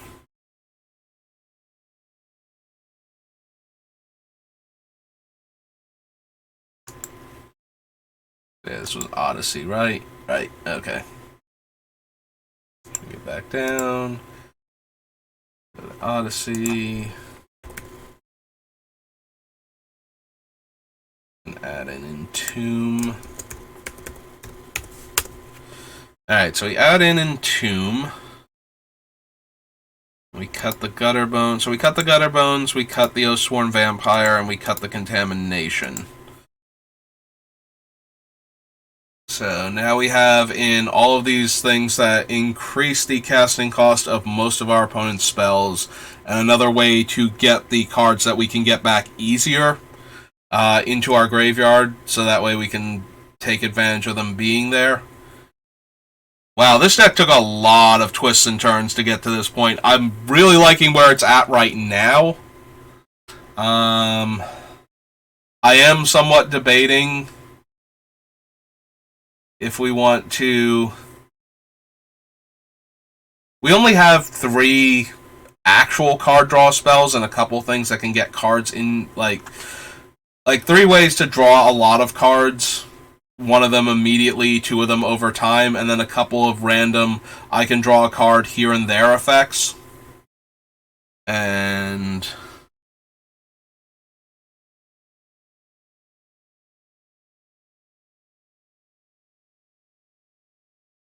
Hmm.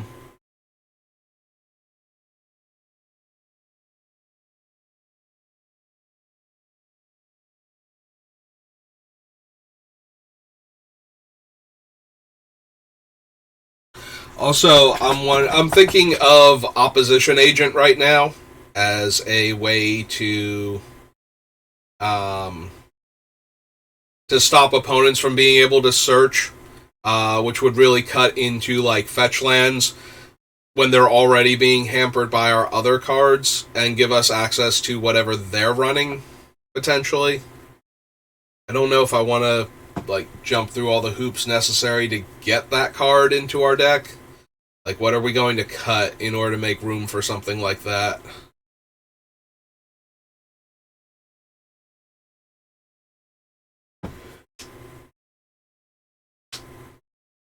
Hmm. Alright, real quick, I want to do the land count and see where we're at. So that way I can have, like, what is technically a finished deck at this point. So 1, 2, 3, 4,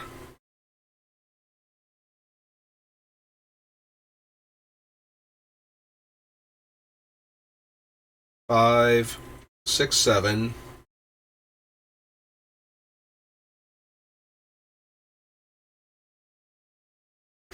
8,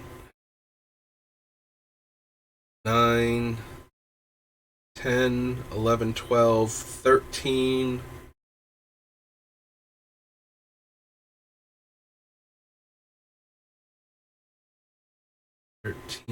14,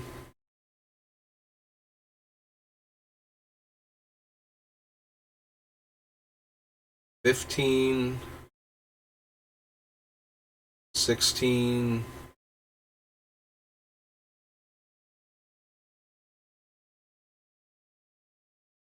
17, 18, 19, 20 with the myriad landscape.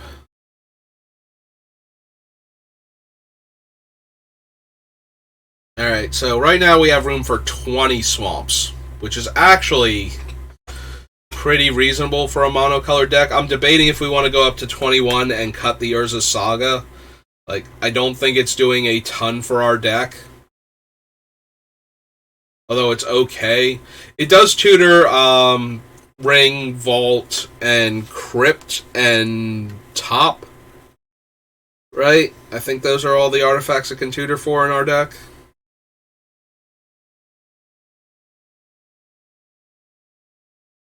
Like, all the other ramping cards are 2+ mana. And so are all of our other random fun things that we could be doing. Yeah, it looks like it's going to be 20 swamps then.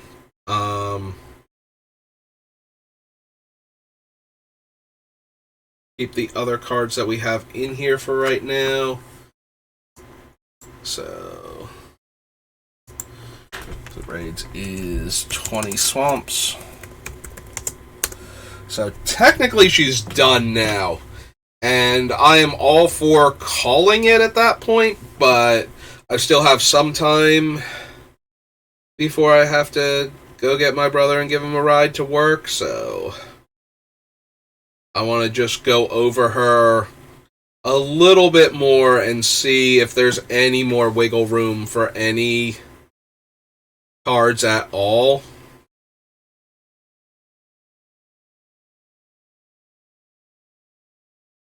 That we're not running that would work with the strategy that we have. Like, for example, Workshop Warchief? No, that's the Rhino. Workshop the 3/2 that makes artifacts cheaper. In a deck where I'm increasing the casting costs on a lot of things. And a bunch of the things that I'm using are, in fact, artifacts.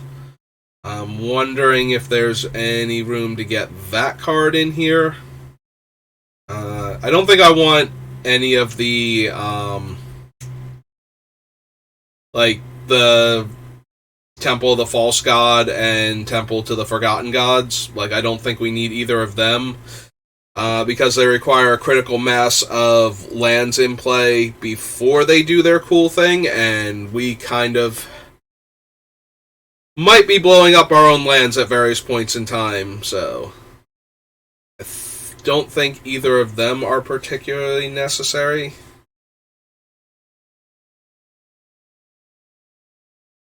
It is possible that we want to cut the higher casting cost cards that care when my stuff dies. So possibly like the Slumlord and or Open the Graves. And focus on cheaper cards that do similar things. Like possibly even getting Desecrated Tomb into the deck because it's an artifact that we could theoretically cast turn 1 or turn 2 with some of our mana ramping cards and have it in play and then have our guys already dying and coming back in short order to keep the other cards going.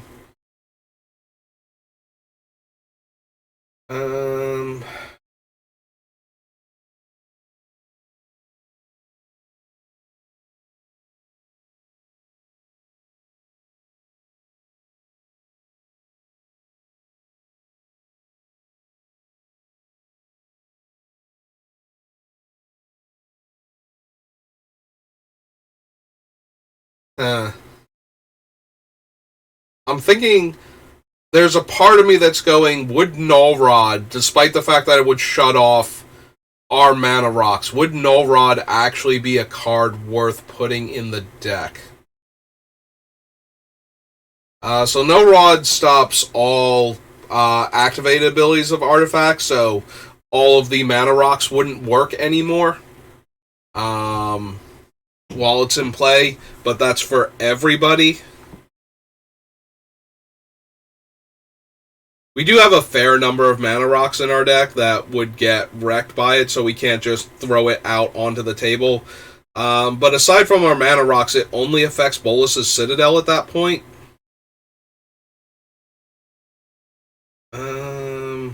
Like, it's basically another Karn Great Creator, but that negatively impacts us also.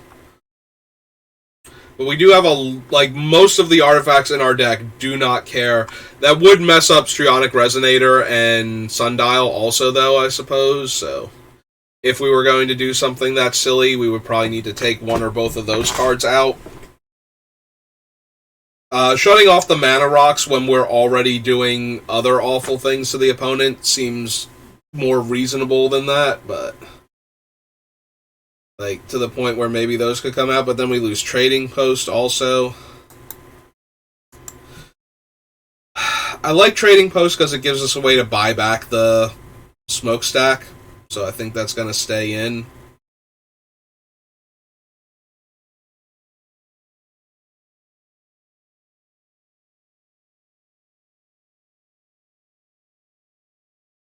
Yeah, I'm wondering if I want to get rid of the 5 drops that pay us off for doing our thing and replace them with we managed to get the Entomb and the Torpor Orb in. If we want to replace any of them with Tormod and or Desecrated Tomb to get the deck rolling that much faster.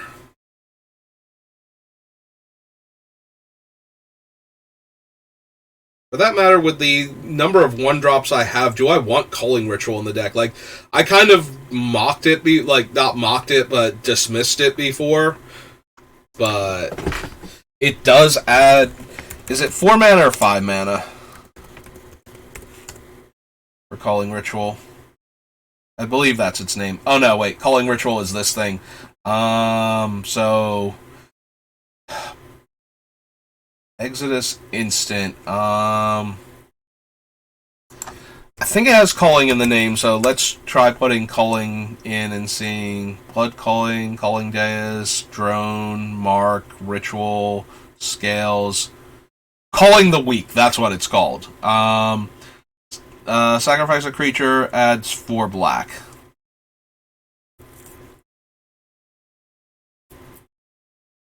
Hmm.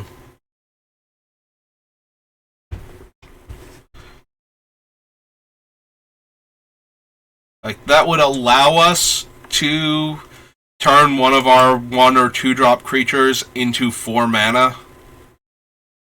Well, so we would net 3 from that because we're spending a black on it. So 1 more than Dark Ritual at the cost of having to have lost a creature. Most of our creatures are in like the camp of being like 2 drops and higher. But we do have a bunch of ones that we're okay losing that would come back later on anyway. So this does represent, like ramping an extra 3 mana in a single turn. Which, given some of the other cards that we have, is at least a consideration for me at this point. It's from Exodus, right?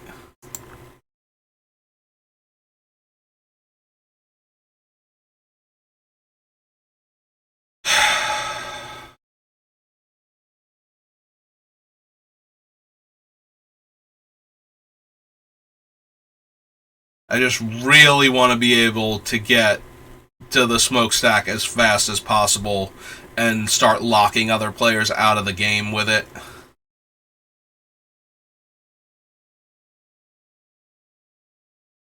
So I'm wondering if Culling Ritual can't find its way into this deck.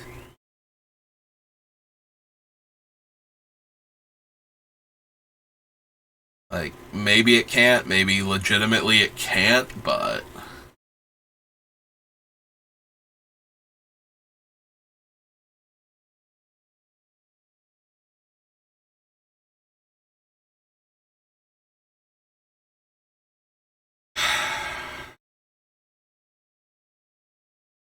yeah, I don't feel like we put enough creatures into the graveyard fast enough for Songs of the Damned. And we do have 20 swamps now to work with, plus Urborg. So that does increase what we could do with Bubbling Muck, but I still don't think it's that good in our deck. Like, we're not doing enough to take advantage of it. We're having our swamps produce an extra black mana. Like, we don't have any way to untap all of our lands while that's active and generate more mana from it. And I'm not bothering, putting in Candelabra of Tawnos for something like that. Like, we can't afford to add 2 cards in here. What are we going to take out? To cram 2 more cards in that only work when they're together, and yeah. Now, the more I say this, the more terrible it sounds, and the less likely it is to be a thing that we do.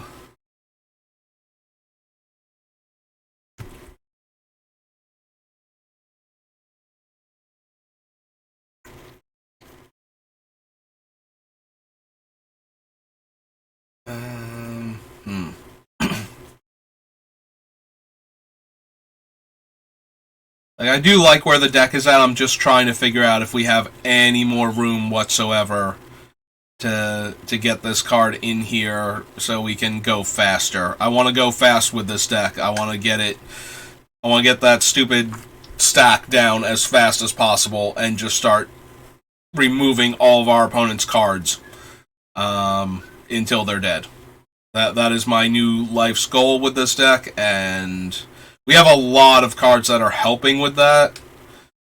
I might not have built the deck perfectly streamlined for that, because we do have like top end cards for later in the game. But later in the game, I feel like we can get the smokestack down and just keep adding counters to it, and we will eventually grind everybody out if it's not dealt with immediately. So we do have a lot of cards that are like hamstringing the opponents from stopping us from doing all of that. So maybe it's just good enough to call a deck right now. We can always, if I actually build this thing and play with it, maybe I'll figure out cards that aren't working as well, and we can come back and reevaluate it. But for right now, I think that's going to do it. So yeah, this is going to be the finale for Braids. This is going to be her deck list. I will try and post the actual deck list in the comment section because somebody had asked me for that for what's his name, uh, Miracle. So I do think that has merit. Let's see what that is, because that's the phone. Alright, 1 second.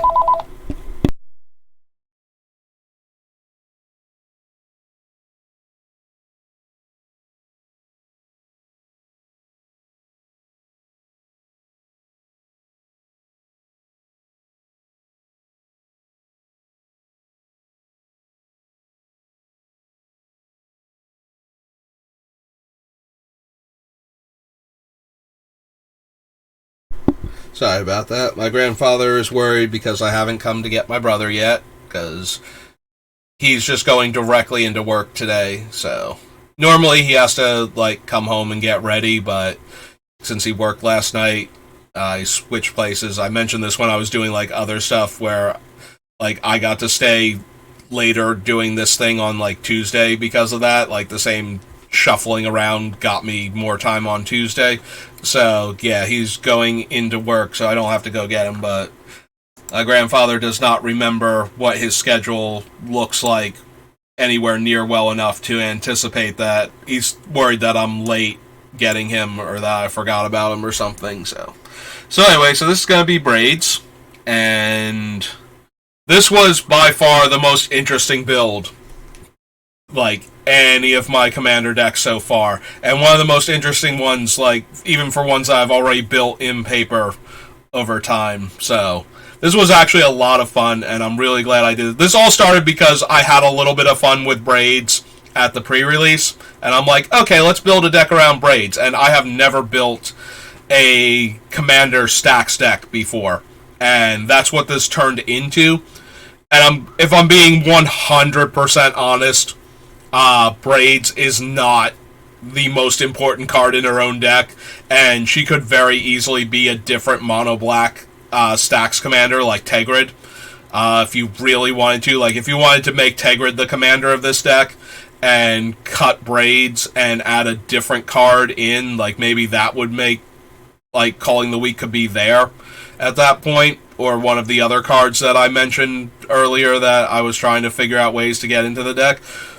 But yeah, I think this deck is very, very mean-spirited and very,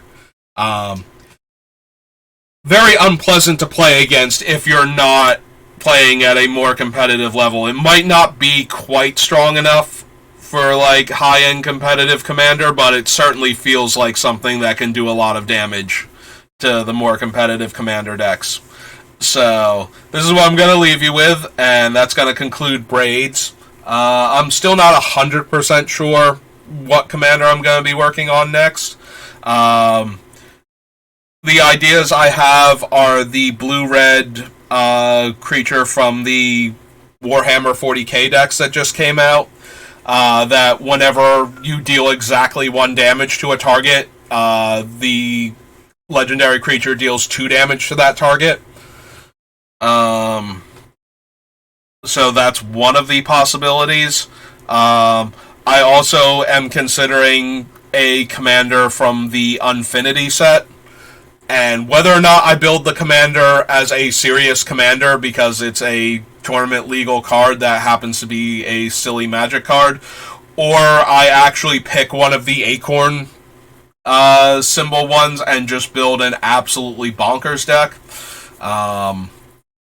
That will also be determined once I actually figure out if I'm going to pull from Unfinity or not. So those are the 2 things that I'm thinking about doing next. So I will figure that out. But in the meantime, I'm going to end it here, and we'll get like this uploaded to YouTube, and then I'll add the deck list. So you should be seeing that probably either later today or tomorrow. You can find me at the same place you find me for streaming, so it is SBR_BLD. But thank you for watching. It's been a lot of fun, and we'll see how we go with the next deck. And if nothing else, have a good rest of your day. Thanks for watching.